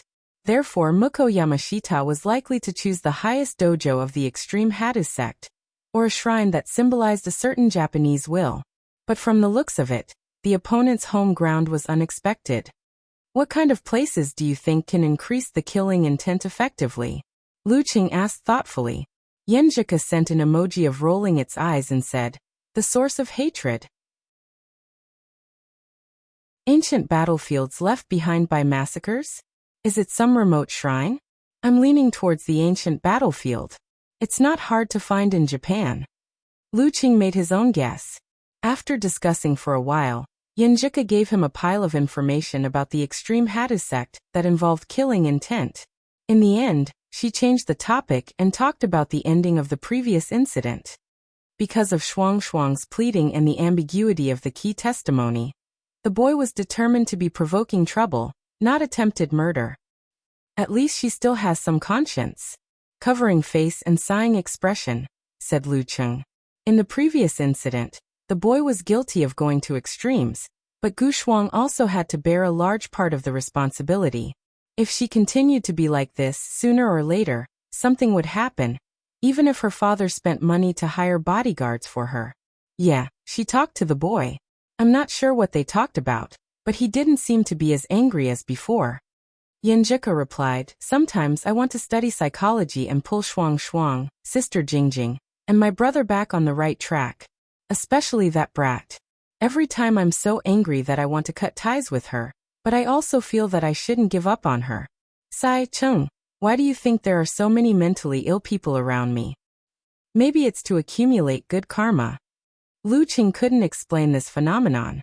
After chatting for more than half an hour, Yenjika said good night and fell into a deep sleep. Lu Qing buried his head in the information and the videos he downloaded in advance. He didn't neglect the battle at all. During this process, the divine enchanter of Sin Flame opened his eyes and glanced sideways. He seemed to be talking to himself and sighing. "You guys are so good now. Decades ago, it wasn't easy to get the details of the enemy. This is relative. The enemy knows us better too." Lu Qing replied casually. The divine enchanter of Sin Flame didn't say anything and closed his eyes again. Not long after, the plane began to descend and landed in Kansai, Osaka. The divine enchanter of Sin Flame took Lu Qing to a remote place after a few transfers and experienced the subway and Shinkansen. At this time, Lu Qing was already dizzy. In the afterglow of the setting sun, he saw the surrounding desolation. He saw an abandoned Buddhist temple in front of him. Its horizontal inscribed board was long gone. There were only scattered stones and wood inside. It was silent and gloomy. Even when the sunset shone in, it showed a dark red color.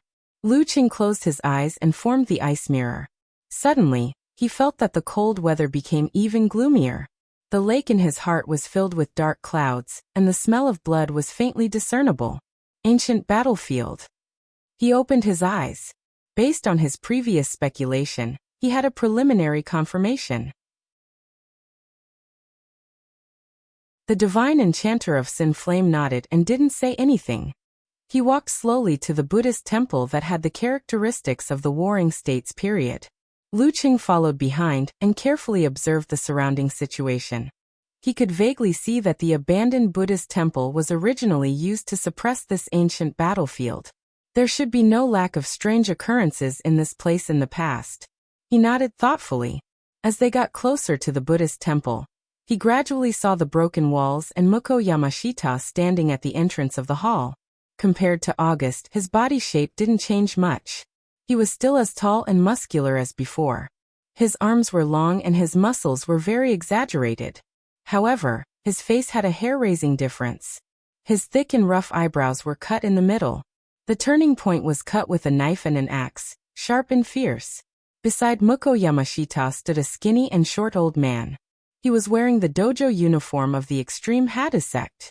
He had a conical bamboo hat on his head and used the shadow to cover half of his face. His eyes were dark red. When he saw the old man, Lu Qing's body tensed up.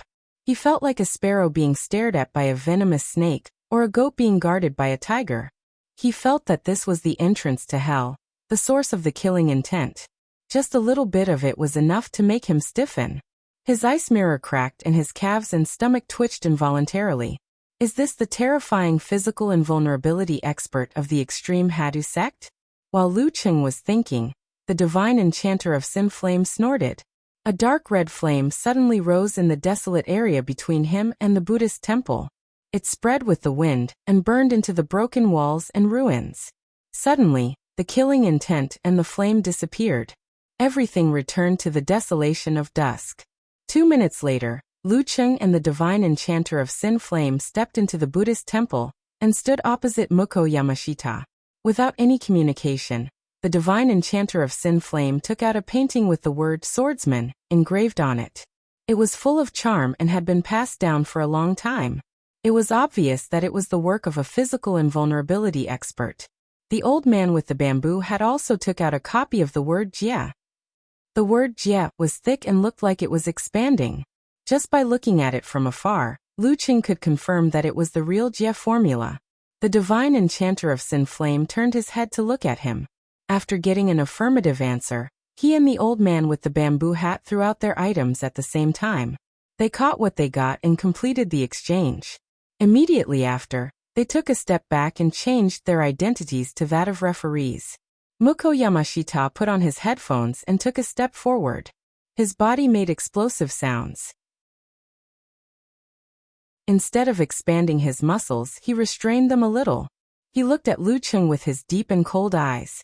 Following the voice of the translator, he laughed in a strange and difficult Chinese language. Ever since I was defeated by you when you were weak, I have suffered great humiliation and pain. Because of this, I couldn't sleep every night. I felt like there was a flame burning my heart and tormenting my soul. However, it was this kind of torture that allowed me to find the most fundamental strength of my heart and soul. I understood the deeper meaning of the 7 sins Hadouken and grasped the true essence of killing intent. I want to thank you and defeat you even more. As soon as Muko Yamashita finished his sentence, his eyes turned crimson red. A thick blood-colored fog rose from the surface of his body, awakening the undercurrent hidden in the surrounding desolation. Balls of ghostly green phosphorescence floated in the air. An exaggerated sense of bloodlust surged, almost creating a mirage-like effect. At this moment, Lu Cheng felt like he was in an ancient battlefield. He saw warriors being split into two, generals being beheaded and daimyos being pierced by spears. When they turned around, their faces were exactly the same as his own. The intense pain and fear of death instantly materialized and added to Lu Cheng's soul. It shook the ice mirror and set off waves. Muko Yamashita's mental pressure wasn't like the secret arts that only had a one-hit effect. It blended perfectly with the environment, continuous and influencing at all times. Using the geographical advantage and unknown arrangements, he actually had some physical invulnerability aura. Do you feel it? This is the beautiful killing intent, Muko Yamashita said with his eyes half closed. As soon as he finished his sentence, he suddenly opened his eyes wide and stared at Lu Cheng. He pulled off his headphones and threw them to the side along with the phone. He said in a deep voice, "I've said it before. I will defeat you with my own hands and wash away the humiliation." A ray of sunset light shone in, illuminating the temple hall behind him. It wasn't worshipping Buddha, but a blood-red Asura with 3 heads and 6 arms. P.S. Please recommend me. Chapter 519. Begin. The moment the sunset shone into the temple, 2 voices sounded at the same time. One in Chinese, the other in Japanese. With a bang, Muko Yamashita's burly and muscular body was magnified in Lu Cheng's eyes. That pair of sharp broken eyebrows were clearly visible. There was still a remnant of his figure at the entrance of the Buddhist hall that he was originally standing at. Along the way, the red fog dragged along. The stone slabs and messy obstacles on the ground were all split into 2. The cut was smooth and clean, as if it was made by a divine weapon. Lu Cheng's scalp went numb, and his hair stood on end.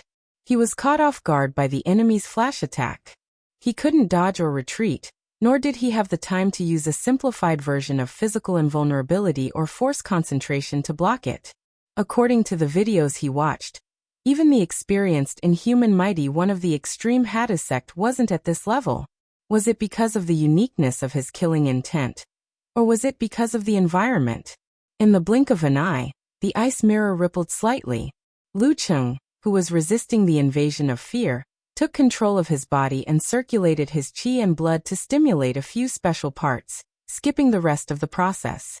Simplified encountering gods in the void, fighting formula. Crack. He suddenly grew taller, and the cracks under his feet were like an earth dragon, spreading rapidly in all directions. At the same time he shook his shoulders, and the muscles on his arms protruded with dark green veins.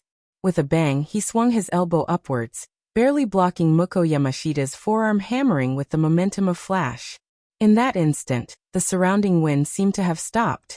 The moving sunset seemed to have solidified. Even the desolation, pain, and killing intent dimmed. Only a pair of small fists with bulging muscles became the core of heaven and earth. One was greenish-black, the other was crimson. Both were slightly deformed, and the feeling of power and destruction was overwhelming. Boom. The pure collision of flesh created a sound like a bomb exploding. Lu Cheng's arm rebounded and his body leaned back. He took 3 steps back, each step leaving a clear mark. Even though he had used a simplified version of the fighting formula, he was still at a disadvantage against his enemy's flash strike. He couldn't neutralize that terrifying force. Muko Yamashita swayed on the spot. He wasn't in a hurry to follow up with a combo attack. Instead, he quickly turned the red mist into red light. Wrapped in a thick murderous aura, he threw a punch forward, dragging a terrifying giant scythe behind him as he ruthlessly slashed at his opponent.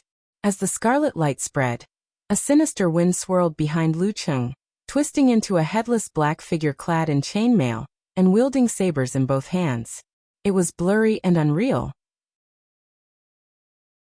With its head hanging on its chest, it raised its tachi above its head and made a slash facing the wind, forming a pincer attack with Muko Yamashita. All of this was silent and breathless. It was as if there was a chill hidden in the north wind that even the dance stage experts' absolute reaction couldn't detect. Who would have thought that Muko Yamashita, who used the 7 Sins Hadouken, would be able to summon a helper? Lu Cheng's senses were sensitive. His ice mirror reflected his surroundings and only saw the buzzing behind him. There was an abnormality in the magnetic field. He immediately raised his guard and redirected his chi and blood to his lower abdomen, stopping his retreat in time. He sat firmly on the golden chariot, grasping the distance perfectly. After a short moment, his dance stage erupted. His legs swelled and he took advantage of the momentum to jump half a step forward. Lowering his waist and abdomen, he swung his left fist. Wearing the heavy Emperor Yen glove, he struck the blood-colored scythe head-on. Boom. Clouds of crimson mist splattered, all ignited by flames. It was a spectacular sight to see a rain of fire, devouring and eliminating the sinister and evil aura nearby. The tachi of the headless general behind Lu Cheng was only a few grains away from hitting his opponent. It was so stimulating that Lu Cheng's back broke out in goosebumps. The blurry black shadow helper seemed to be imprisoned on the spot and couldn't move forward. The strike missed and dissipated indifferently. At this moment, Muko Yamashita's body swayed again. A small portion of the crimson light was ignited by the explosion. Apart from Lu Cheng's fist and right arm, the area around his skin was filled with a bloody mist. It was corroding his pores, cold and gloomy, trying to enter and absorb his chi and blood. Just as he was about to activate Emperor Yen force to disperse the bloody mist of murderous intent, Muko Yamashita had already squatted sideways. Lowering his shoulders, he raised his left fist and rushed towards the sky like a burning rocket, fast and urgent. Lu Cheng straightened his back and leaned back slightly in an instant. He felt the strong wind from his opponent's fist brushing past his face, stinging like a knife. Following which, like a spring, he straightened his back and returned to his original position. Taking advantage of the momentum, he punched towards Muko Yamashita's waist, not giving his opponent a chance to change his moves. At this critical juncture, Muko Yamashita's eyes were bloodshot and cold as usual. Following the upward rush of the fist, he jumped up, swayed his waist and bent his knee to the side. With a bang he blocked Lu Cheng's crushing punch. Using the momentum, he spun around and swept his leg horizontally, creating a blood-red tornado. One kick after another, going back and forth continuously, with endless ferocity. Bam, bam, bam. Lu Cheng's ice mirror reflected. Raising both arms, he kept blocking in front of him. Amidst the crisp sounds of his joints being pulled back, he defended steadily and retreated in an orderly manner. However, during this process he was slightly alarmed to feel that his body's functions seemed to be eroded by the bloody mist of murderous intent. It started to deteriorate slowly, but he couldn't free his hands to perform force concentration to dispel the effects. Muko Yamashita's murderous version of 7 Sins Hadouken blended perfectly with the special environment. If this goes on, I'll be in danger today, Lu Qing suddenly realized. He tried to interrupt his opponent's rhythm and find a chance to catch his breath. However, Muko Yamashita, who had fallen into the murderous intent, connected his moves tightly. His attack power was terrifying. He was as crazy as an evil spirit, as bloodthirsty as an Asura. When the blood whirlwind was about to end, he immediately swung his arms and threw out a ball of crimson red, playing a remote duel with Lu Qing. You're a Hadouken, I'm a fireball. You're a blood ball, I'm a ray of cold light. Compared to August, Muko Yamashita's Hadouken was already at his fingertips. He could perform it as he wished as long as his posture wasn't awkward. After catching his breath, he once again overlapped with the three-headed, six-armed, crimson Asura statue in the temple hall behind him. Once again he left behind a trail of afterimages and crimson fog. Flash appeared near Lu Qing. He repeated the process from before, as if he wanted to use this crazy attack and the corrosive effect of the blood fog of murderous intent to completely defeat his opponent. His pair of dark red eyes were filled with a cold and satisfying murderous intent.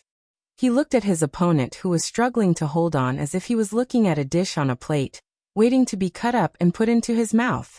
In less than 2 rounds, the decline in Lu Qing's bodily functions had started to become apparent. Without hesitation, he made a prompt decision to circulate his qi and blood to stimulate his body. Bam! Lu Qing seemed to have returned to his peak in an instant.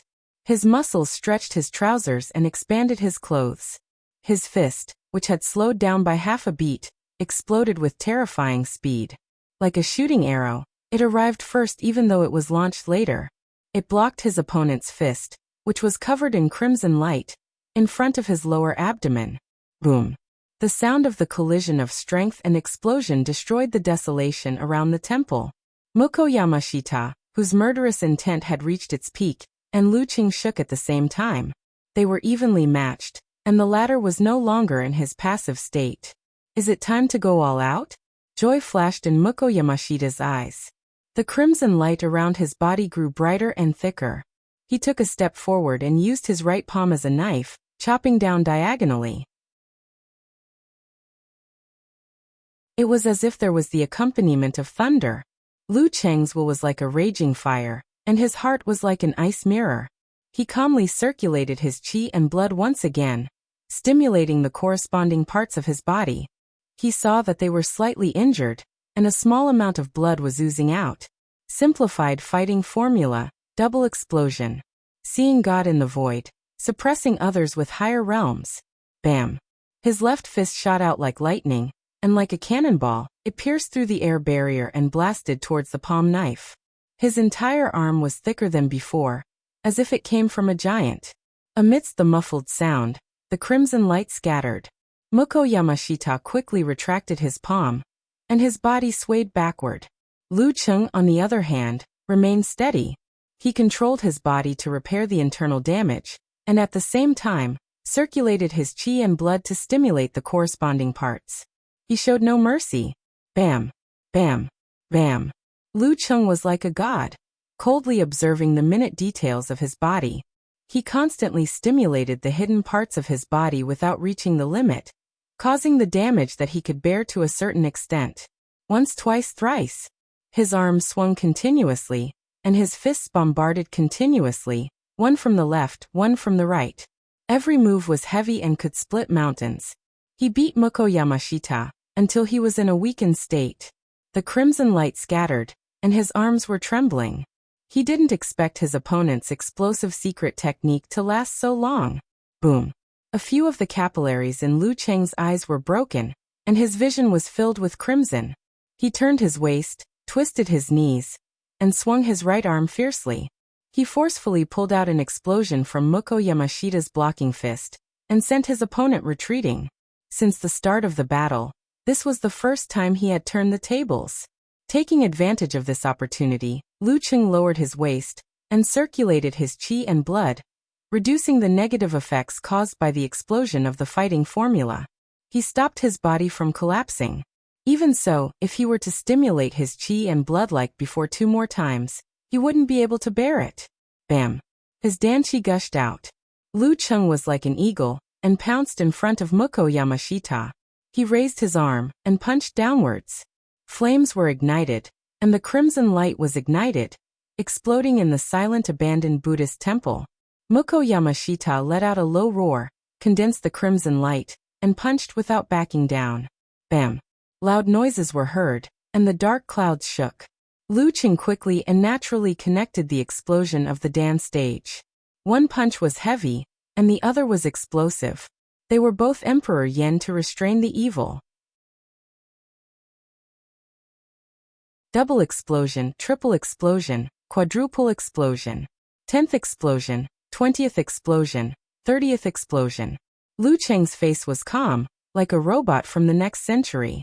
He followed up with precise footsteps and spread his arms. Each punch was heavier than the previous one, and each kick was fiercer than the previous one. He caused flames to rise continuously in the desolate wilderness, and smoke to rise. Mukko Yamashita kept retreating, crushing the stone slabs and breaking the broken walls. This caused the Buddhist temple to shake continuously, and dust to fall. It looked like it was about to collapse.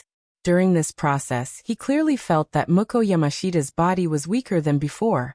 In other words, the breakthrough of the enemy's murderous intent, and the bearing of the home ground environment, had created negative effects in other parts of his body, causing him to be stronger in offense than defense.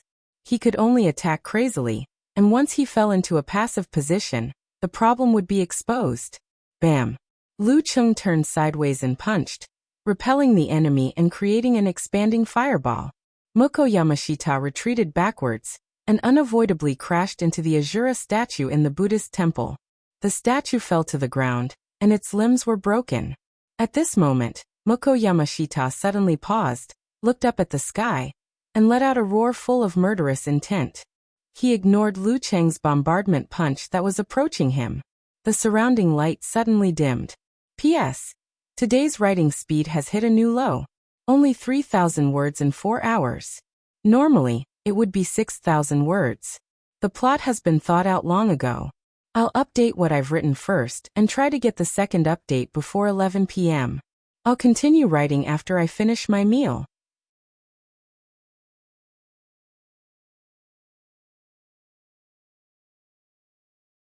Chapter 520. Following that furious roar filled with murderous intent, the pain and fear that had been affecting and suppressing Lu Cheng's ice mirror suddenly rolled in and dissipated.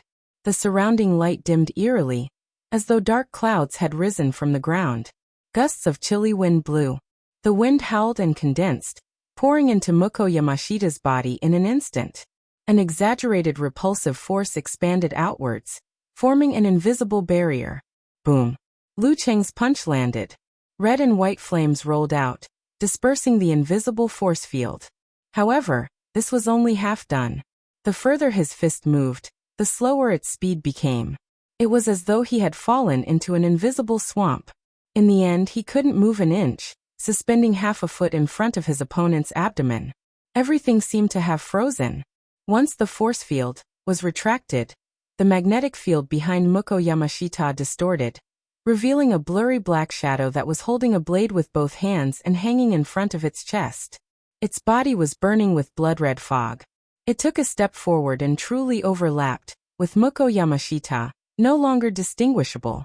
The dark and gloomy Buddhist temple and the desolate wilderness suddenly brightened up, bearing the fiery glow of the sunset.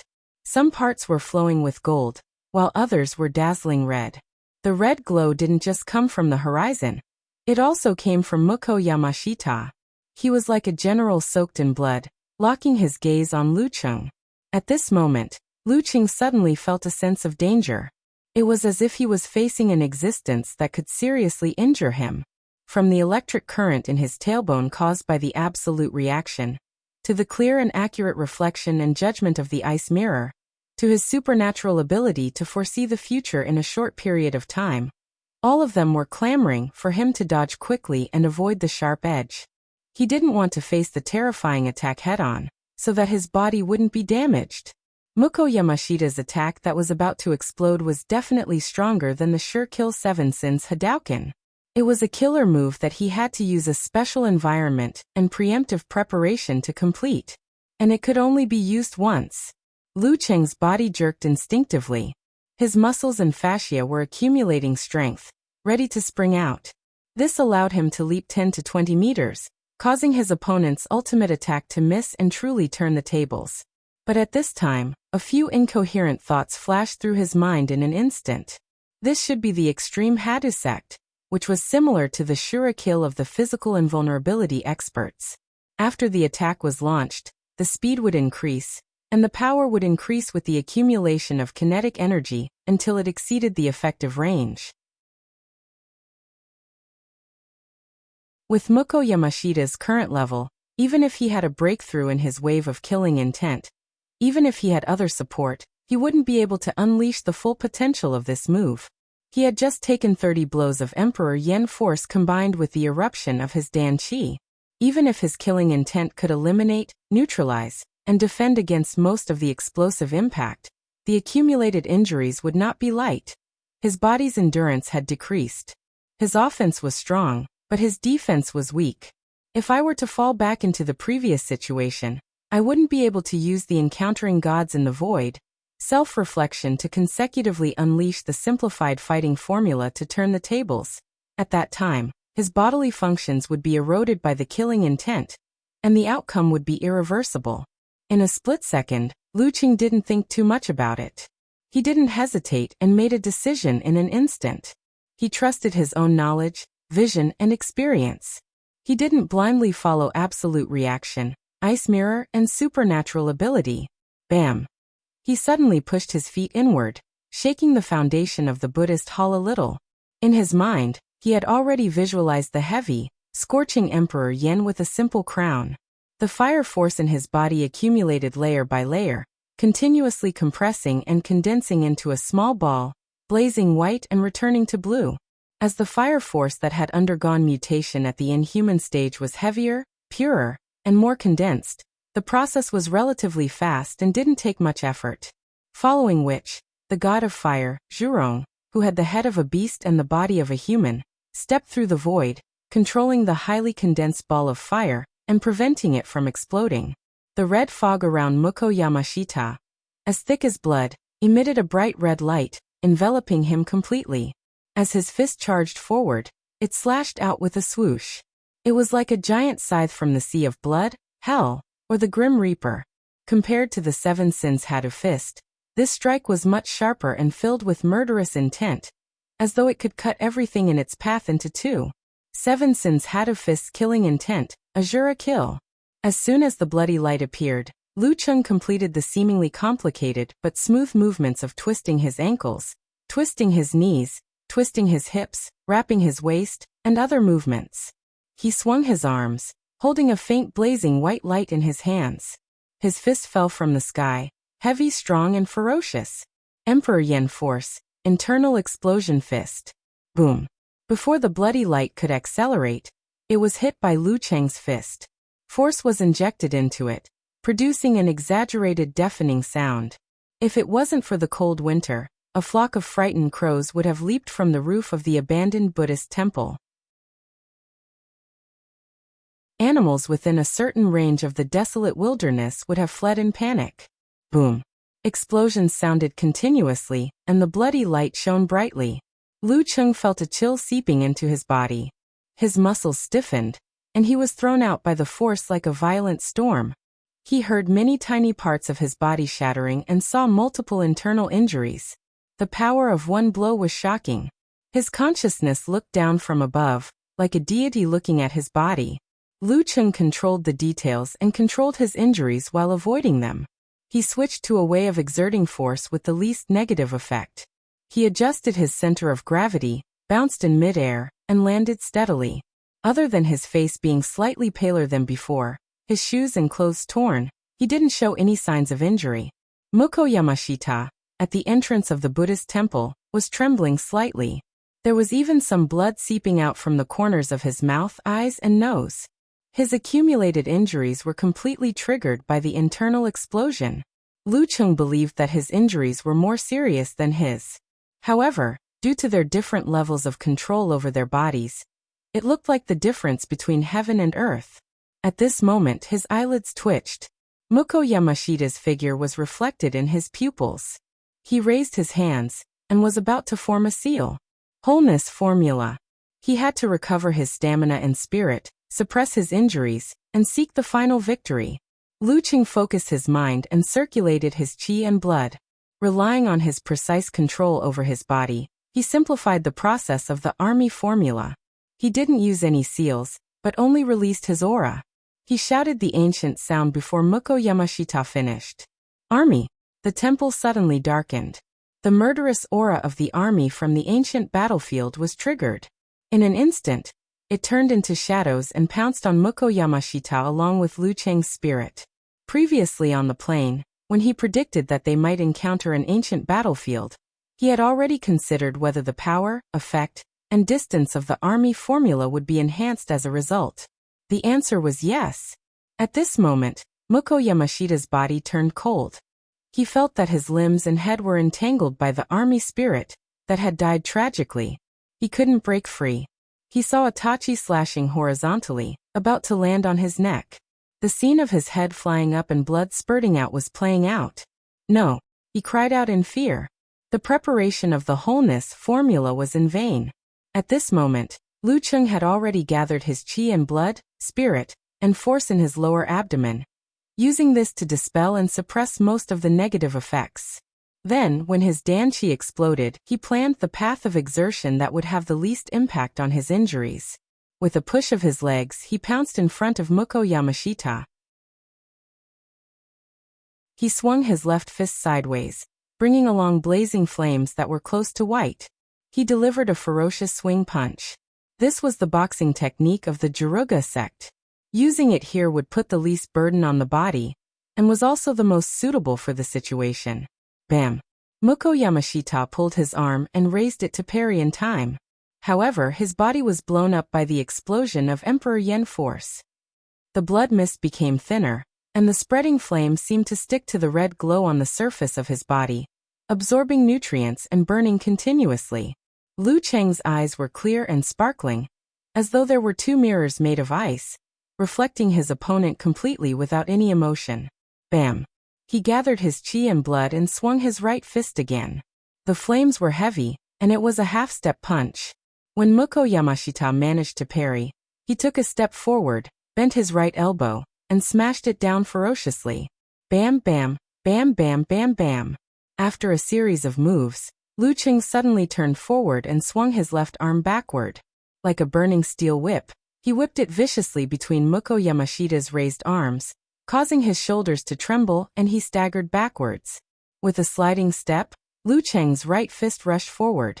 It was so fast that it looked like it was about to fly, leaving his opponent with no choice but to parry in haste.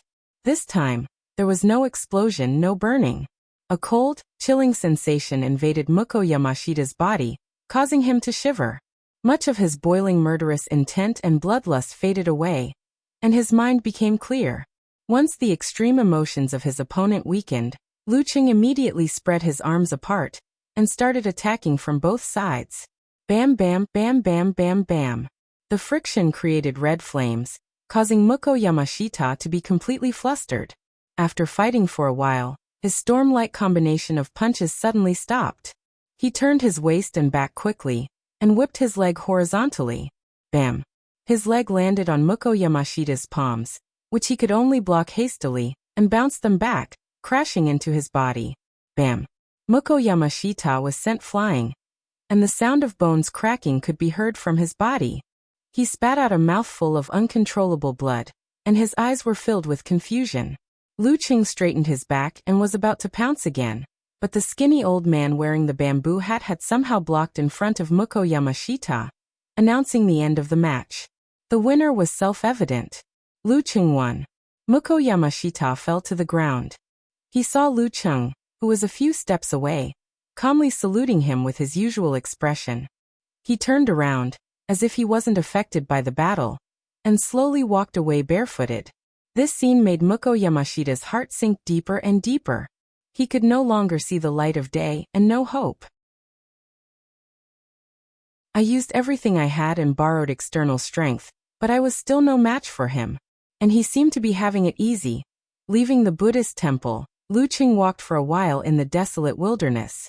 After confirming that his figure was no longer within the range of Muko Yamashita, and the old man wearing the bamboo hat, he let out a sigh of relief and slowed down his precise control of his body. After relaxing, his footsteps suddenly became weak, and he almost fell. "Senior, please pass me my phone." Lu Qing blushed, and looked at the divine enchanter of Sin Flame, who was walking silently beside him. "P.S. Please recommend me."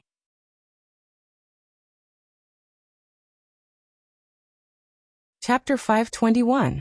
Inherited from the same lineage. The divine enchanter of Sin Flame finally spoke, giving a brief evaluation of Lu Cheng's previous performance. Lu Qing could only reply with a dry laugh. He silently took the phone and sent a message to Yenjika. "Done.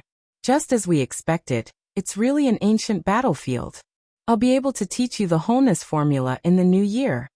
In Connecticut, America, the night was dark and silent. Yenjika's room suddenly rang with an exaggerated message notification. She opened her eyes in a daze and picked up the phone. Faint dimples immediately appeared on her cheeks. She forced herself to reply with a blushing and smiling emoji and adjusted the settings so as not to disturb her rest. After doing all this, she fell down and turned around. Hugging a small part of the quilt, she fell asleep sweetly. The corners of her mouth seemed to be curled up, as if she was having a pleasant dream. Lu Qing smiled when he saw the reply. He put away his phone, grabbed his backpack, and found a pair of casual running shoes. He picked up a woolen shirt and put them on slowly. Other than his trousers, which were a little torn, there was no trace of a battle on his body. In public, with a senior expert around, he still had some sense of shame and didn't take off his pants on the spot. He could still wear them anyway. Putting on a down jacket and carrying his backpack, Lu Qing controlled the healing of his internal injuries and slowly walked forward using only his legs. Just then, the divine enchanter of Sin Flame passed the rubbing of the wholeness formula to him and said in a hoarse voice, "Return it to me when you return to China." According to the boastful words of Shi Jiangwo, his disciple could master any of the 9 words formulas in minutes and leave him far behind. Sure. Lu Qing didn't find it difficult and accepted the rubbing without hesitation. Along the way, he didn't cultivate directly because he couldn't be distracted. He only carefully observed the ancient shape of the wholeness formula and the essence it contained to get a feel for it. After checking into the hotel that night, he finally had some free time. He sat cross-legged on the bed and placed the rubbings in front of him. He closed his eyes and sketched out the ancient characters while chanting. It was similar to the process of cultivating the 9 words formula in the past. His jindan was triggered, leading to vibrations and ripples. It was resplendent and took shape, engraving the charm of the wholeness formula into his mind. But this time it didn't change. Only the corresponding fragment appeared as usual. Jia. Lu Cheng's deep voice reverberated in the room. It seemed to contain a sense of lofty mystery. He was changing his hand seals to test the internal training effects of the wholeness formula. After a while, he opened his eyes and nodded slightly. He already had a grasp of the situation. The normal use of the wholeness formula stimulated the corresponding parts of the body, causing the secretion of hormones, invigorating the mind and rejuvenating the body. It was similar to stabbing the thigh with a knife, using the excruciating pain in exchange for the activation of the body's protective mechanism. It cleared the mind instantly and filled the body with strength. Of course, compared to the crude method of stabbing the thigh, it was more technical. The stimulation was more targeted, and the effects were better and more obvious. It lived up to its name as a secret art. I can only use it once a day. Even with the simplified version of self-reflection, I can only use it 3 times at most. And if I reach the limit, I'll feel weak and won't be able to get good feedback for a long time. The mental and physical strength I recover with the wholeness formula will decrease more easily than usual. Lu Qing seriously pondered the characteristics of the secret art. When used for internal training, It'll shake the body and indirectly affect the brain. It'll allow the body to recover faster and faster as time goes by. The effects of deep sleep will also improve. In other words, I'll need 6 to 7 hours of rest before I fully master the wholeness formula. 4 hours will be enough, or even less. Lu Qing couldn't help but feel disappointed at the thought. Just a few years ago, his favorite leisure activity was still sleeping in. Everyone said that it was a waste to sleep in during the holidays. He had always thought that it was a waste not to sleep in during the holidays. But after he started practicing martial arts, he bid farewell to sleeping in. He no longer enjoyed it. Now it seemed that his afternoon naps could be shortened to half an hour, and his sleep time at night could be reduced by a third or even more. Sigh, this is good too. I feel like I'm living longer than others and can do more things. Lu Cheng's thoughts wandered. For some reason, he suddenly thought of Ku's shameful and angry scolding. Hooligan. He coughed lightly and stopped his thoughts. With a smile, he picked up his phone and shared the effects and characteristics of the wholeness formula with Yenjika. In the end, he said righteously, "This way, you can learn more easily." Yes, yes. Yenjika nodded happily. The next morning after training, Lu Qing met up with the divine enchanter of Sin Flame and handed him the rubbing. "Senior, I'm done." The divine enchanter of Sin Flame looked at him for a full 5 seconds before reaching out and taking the rubbing. Lu Qing handed over the task and felt relieved. He was more hopeful about the future. In a little over a year, he had collected 6 words of the 9 words formula, which was 2/3 complete. There were still a few years to go before Master's old injuries completely relapsed and his body collapsed. There was still a lot of hope. Bah! Why am I thinking about the good instead of the bad? Maybe I don't need to collect all the 9 words formulas and Master's old injuries will be healed because of the advancement of technology and martial arts. Judging from the situation of the Jindan, one of the remaining 9 words formulas should be used for healing. They didn't talk on the way. In the afternoon, they arrived at Haidong Airport and went their separate ways. Lu Qing didn't rush home. Instead, he took the high-speed rail to Wuyuemozhang. He planned to pay his respects to Master and burn incense at the sect. He wouldn't come back on the first day of the new year. In Shiyuejian's villa, Geezer sure held an exquisite wine pot engraved with the word fighting. He looked at his disciple and clicked his tongue. That old geezer Sin Flame said you have a solid foundation and a lot of experience. Senior, you flatter me. Lu Cheng said humbly. That old geezer doesn't usually praise people. Geezer sure waved his hand, happy that his reputation had increased. To be able to defeat an opponent of the same level who had comprehended the killing intent in an environment set up by the opponent in advance, you didn't disgrace this old man.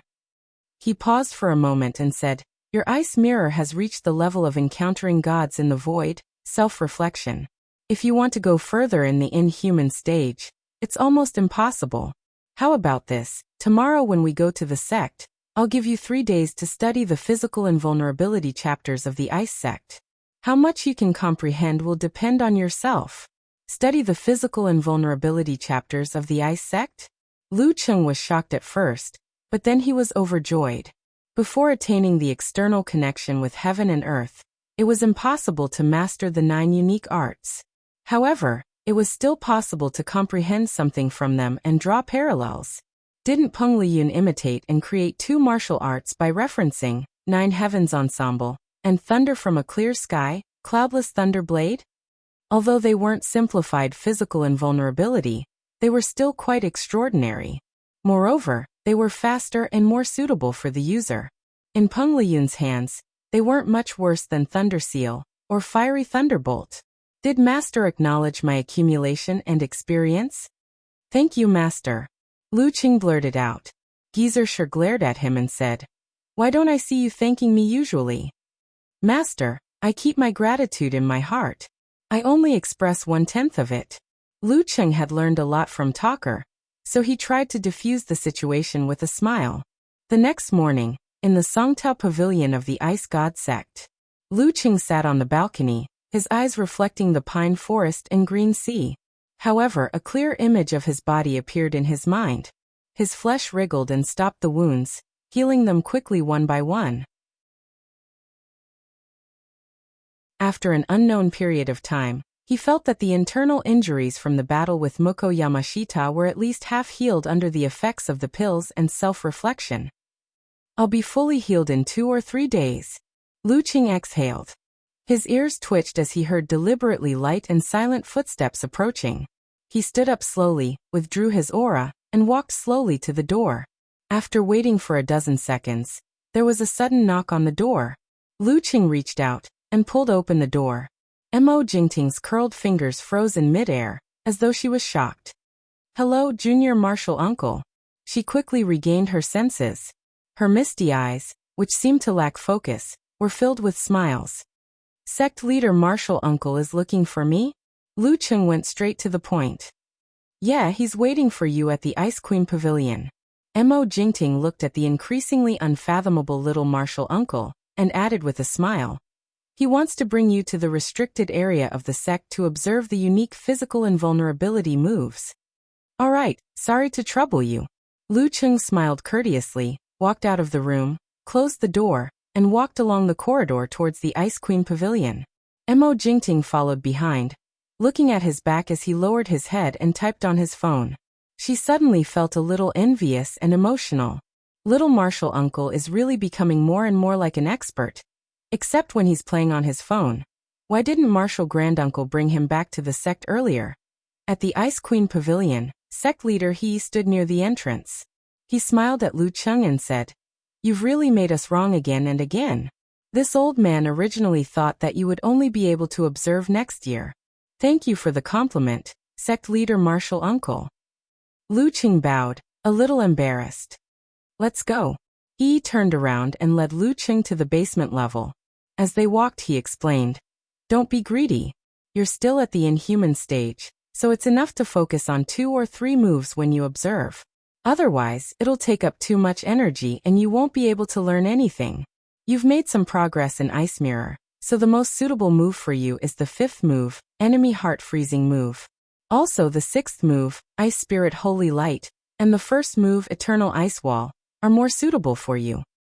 According to your master, the 9th move, Vast Starry Sky, Absolute Frost, is closer to your understanding. It's a pity that this move has long been lost due to the chaos of war. Even with the alliance of several sects, they could only come up with a weakened version. I hope that one day, you'll be able to innovate and perfect it, and even surpass the past." Lu Qing listened attentively as he followed sect leader martial uncle through a long corridor and 3 thick heavy metal doors. Amidst the illusion that this place was very technologically advanced, they entered a hall that was shimmering with silvery white light. Before he could observe his surroundings, even with his strength and realm, he couldn't help but shiver. So cold. P.S. Today is the death anniversary of the elder. I originally planned to write 3 chapters yesterday to free up some time in the afternoon. However, my typing speed wasn't ideal yesterday, so I didn't succeed. Facepalm.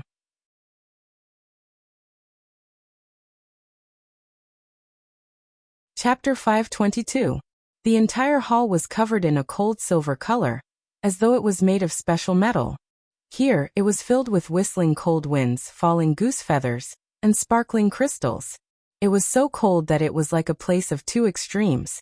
Yes, in the middle of the mountain, where it was isolated from the outside world, there was a terrifying snowstorm raging, as though it wanted to bury all living things. Lu Qing subconsciously circulated his flame force to warm his body. Looking around, he realized that the source of the snowstorm came from 9 paintings hanging in different positions. They were made of special materials, like cloth or silk, and had different charms. Some were dark and cold, some were covered in snow and wind, some were crystal clear, and some were white. Together, they formed an illusory world of ice and snow. With so many objects with charms placed together, it was easy to attract and influence the outside world, forming a cycle. It was different from taking them out individually, where one could only sense them by touching them. Lu Qing nodded thoughtfully, his gaze sweeping the other places. At the corresponding positions of the 9 paintings, there was a stone platform on which different items were placed. Some were golden pages, some were crystal items, some were plain, and some were full of charm. The 9 stone platforms were like stars, surrounding a transparent cabinet in the center. Inside the cabinet was the ice essence bead, which seemed to be condensed by blue light. It was also the source of the unusual scene in this place. Different paintings correspond to different visualizations of different unique arts. The stone platforms below them have written descriptions of the practice, explanations of the moves, and the charms left behind by previous generations of physical invulnerability grandmasters. You can combine them and comprehend them. Don't blindly follow the visualizations. It's better to not have books than books. Martial arts are improved over time. He gave a brief explanation and smiled. Stay here for 3 hours every day. Don't force yourself. Don't think that you can withstand the harsh environment here just because you have Emperor Yen force. Be careful of the cold charm seeping into your bones. You may get arthritis for no reason, and it will affect your progress to physical invulnerability. Thank you for your advice, sect leader. I understand. I'll stay here from 1:30 to 4:30 every day. Lu Qing knew what was good for him and bowed sincerely. Good. Comprehension is up to you. I'll take my leave first. That's the enemy heart freezing move, though Ice Mirror is a simplified version of it. That's the Ice Spirit Holy Light, the ancestor of the ice burning. It comes with a set of saber and sword techniques. You can take a look and try to understand it. Even if you don't learn how to use weapons, you can still integrate it into your fists and legs. That's the Eternal Ice Wall, a purely defensive martial art. But you youngsters have a broader mind. Maybe you can come up with other uses. That's the Boundless Starry Sky, one of the 2 killing moves of the Ice Sect. Since the Thunder, Fire, Battle, and Plague of the 5 sects of Taoism had condensed the physical invulnerability-related techniques into 9, many of the later generations imitated and categorized them. The 1st to 7th forms were physical invulnerability techniques with different effects, while the 8th and 9th forms were the most powerful killer moves. They were named differently to differentiate them. For example, the 8th form of the Thunder Sect, Thunder from a Clear Sky, Cloudless Thunderblade; the 9th form of the Fire Sect, 9 rotations of 5 flames, Descent of the Sun; the 9th form of the Fighting Sect, Wrath of the Dumu, Heavenly Punishment of the Star Palace; the 8th form of the Plague Sect, Demons, and Monsters, Road to the Underworld; and the 9th form of the Dark Sect, Dark Devouring the Sun, Descent of the Eternal Night.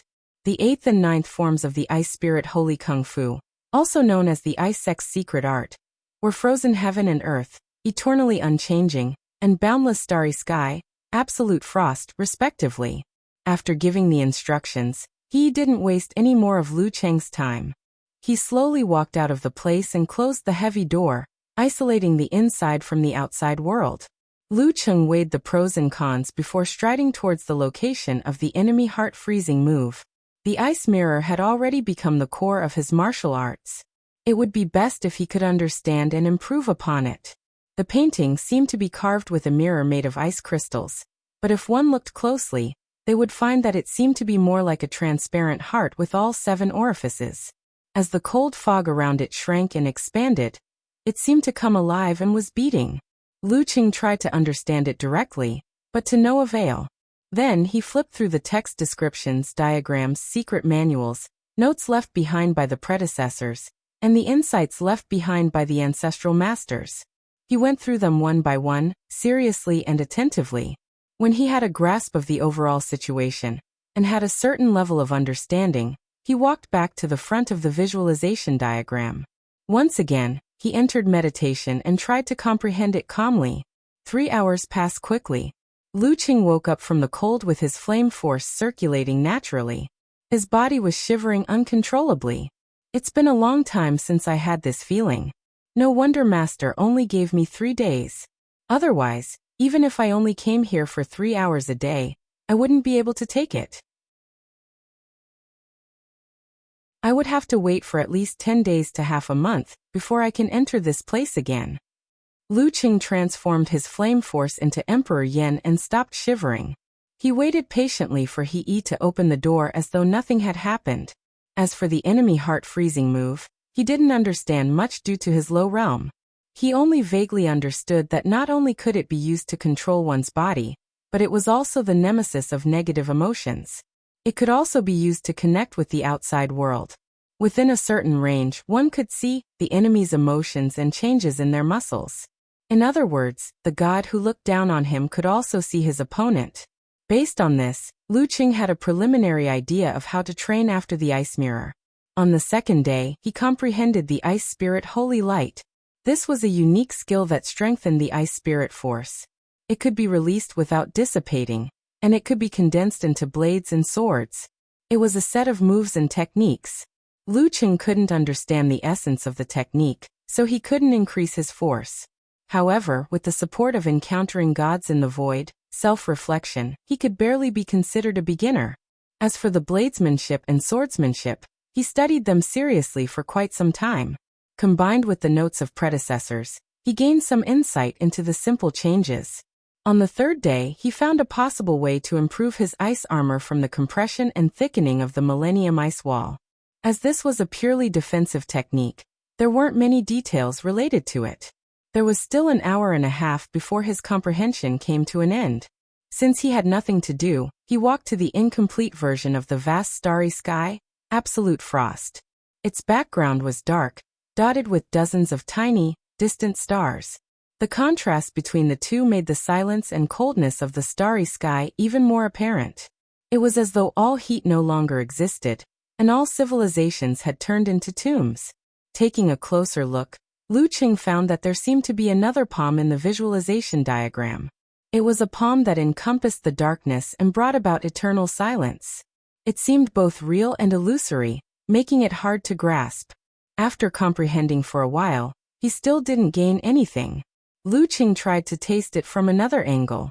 Let's not talk about that palm for now. How do I create the absolute frost of the vast starry sky? In the vast universe, the temperature will naturally drop to a terrifying level in places far away from the stars. There's no need for other procedures. Imitating the martial arts of the stars, don't tell me I have to completely isolate the radiation of the sun or the spread of heat. Lu Qing thought aimlessly. He shivered as he activated the ice spirit force in an experimental manner.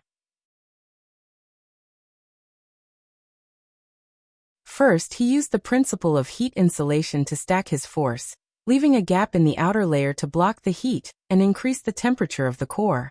However, he failed miserably. Following that, he expanded his force in an attempt to lower the temperature, but he still failed.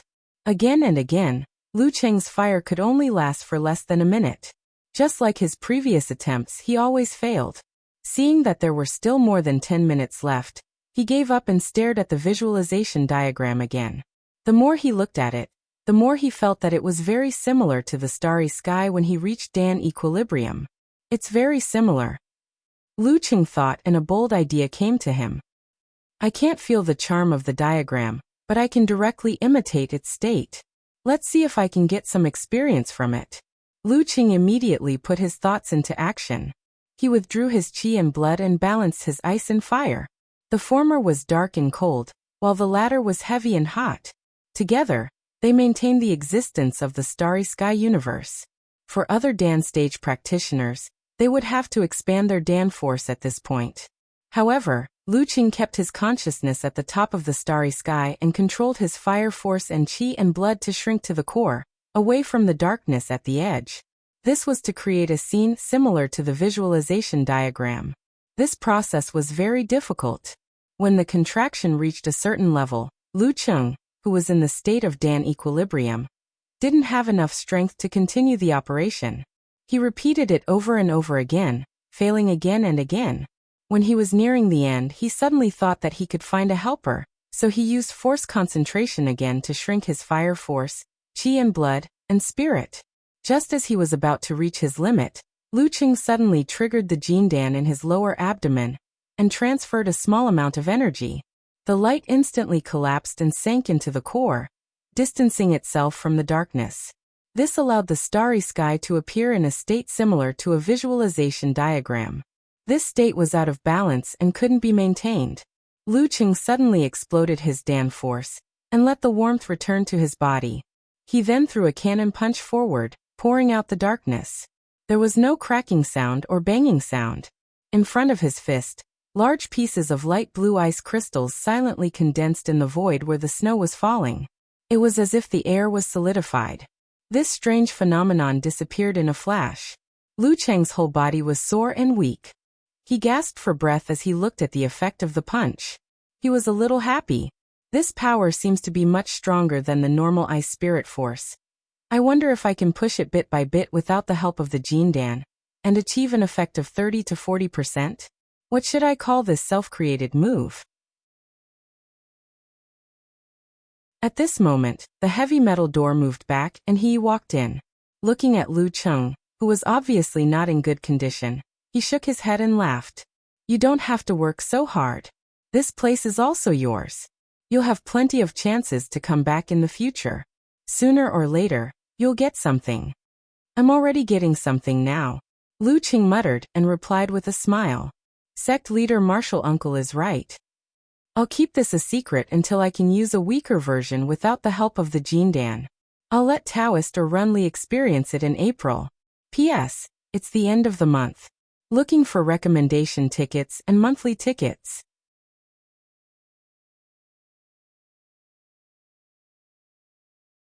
Chapter 523. Are you going to stay in the sect for a few more days or go home directly? He asked with a smile as he walked along the corridor with his hands behind his back. Lu Cheng recalled that his senior sister had gone to Guanwei for a competition, and his master had gone to a secret military base for periodic treatment. I've already booked the tickets. Okay. He walked up the stairs and into the main hall of the Ice Queen Pavilion.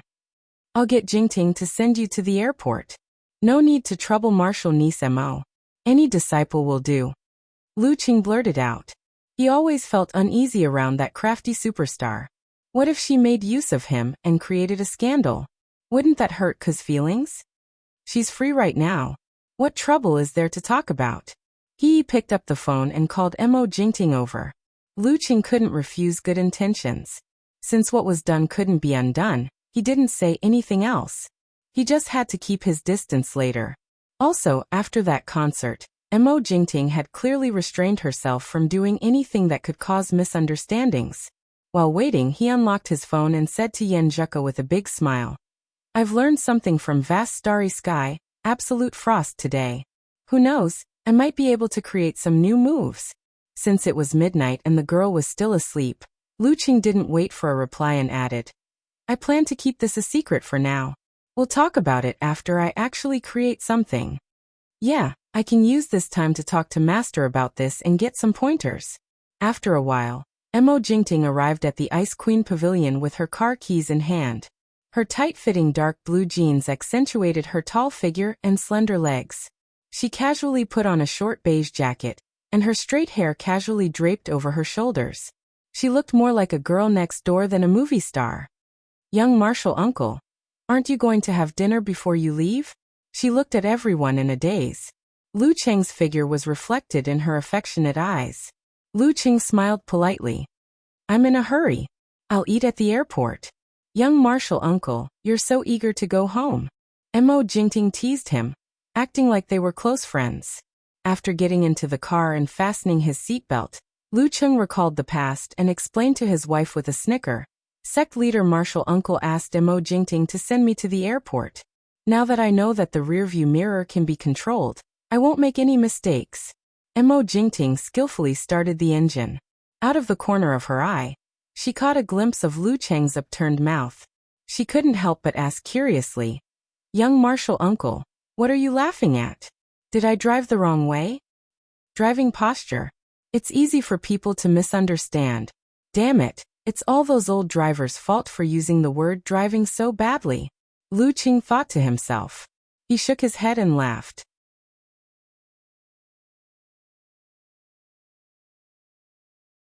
In the subsequent conversations, Lei Fong was even more flirtatious and vulgar, which allowed her to see a different side of her junior brother. Since then, Mo Jingting had given up on the idea and only maintained a relatively ambiguous relationship with Lei Fong, unwilling to take the next step. After hearing that Yan Zheka had gone abroad to study, she thought of how her little senior uncle would be all alone and unable to sleep. On a whim, she used this WeChat account to test him again. wanting to expose his fake serious face. However, she glanced at her phone screen again. Her repeated pleas were like stones sinking into the sea. There was no response. Mo Jingting shook her head with a smile. She pushed the lever, released the foot brake, pressed the accelerator, and turned the car onto the road. Little senior uncle seems to be a martial artist like an ascetic monk. Or maybe he doesn't have a strong desire for that. At the end of January, Xiushan, Xing Province. In the bright and clean new house, Qifeng packed a pile of things. She patted her waist and said to her son, "This is for Zheka. Remember to take it with you later." Lu Cheng looked at the sausages, bacon, and glutinous rice cakes in the bag. The corner of his mouth twitched and said, "Mom, I'm afraid this won't pass the test." "Why not? You can set fire and explode, but you can still pass the test, right? How can they be better than you?" Qifeng glared at him and retorted loudly, "Mom, you make so much sense that I can't refute." Lu Cheng laughed and sighed. It took him a Herculean effort to persuade the stubborn middle-aged woman. Before leaving, Qifeng said earnestly, "You have to treat Zheka well. She's a young girl, but she left her hometown for you. She can't even go home for Chinese New Year. She's all alone." On this matter, Lu Cheng was suspected to be showing off his eloquence and embellishing the original story, so he didn't dare to say much. He nodded hurriedly, and then changed the topic until he was chased out of the house by his impatient mother. Humming a melody silently, he happily got into the car and started to imagine his trip to America. Chinese New Year, my birthday, Valentine's Day, and our date anniversary. I wonder what kind of gift or surprise Zheka will give me. Anyway, I'm already prepared. This time, I can give Aunt Du a holiday and let her come back to spend Chinese New Year with her son. I'll be her full-time bodyguard. Hehe, does this count as the schoolbell's bodyguard? When the weekend comes, if I have the chance, I'll try to challenge the mighty ones of the Jiruga sect. I'll slowly familiarize myself with what I've learned and warm up for the national competition in April. I'll ask Spider to keep an eye on the Holy Top Church. If that scumbag Pavel dares to come out and commit a crime, I'll make sure he'll never be able to do anything bad again. His good mood was met with a not-so-good flight delay. Lu Cheng arrived in Connecticut 5 hours later than expected. It was already 10 at night. The cold wind was howling, and the snow was falling. "Didn't I ask you to wait for me at home? I'm not a kid. I can find a car myself." Lu Cheng replied to Yan Zheka on his phone as he walked out of the gate. "It's late and cold. You still have class tomorrow." Yan Zheka replied with an emoji of lowering its head and smiling shyly. "But I want to see my Cheng first." Lu Cheng was taken aback at first, but soon broke into a smile. Stunned expression, "Wait. What did I see just now?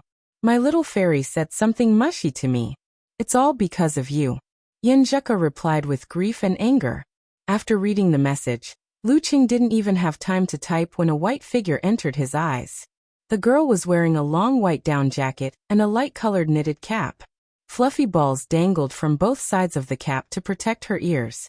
She was beautiful and cute. Their eyes met and looked at each other. Nothing needed to be said. In the office of the Department of Homeland Security, Smith thought he was finally free after not seeing a certain troublemaker for nearly 2 months. He started to learn Chinese with great interest. He stared blankly at the monitor screen and spat out 3 unfamiliar and strange syllables. Motherfasterus. P.S. There are only 2 days left at the end of the month. Remember to vote or it'll be a waste if you don't. You're tuning in to the Li Mei's Sword of Destiny YouTube channel. We're so grateful for your support, and don't forget to subscribe to join us on this incredible journey through captivating stories. Your generosity through donations truly makes a world of difference, as it's the primary source of revenue that allows me to expand and enhance this channel for you. Thank you from the bottom of my heart for being a part of this adventure.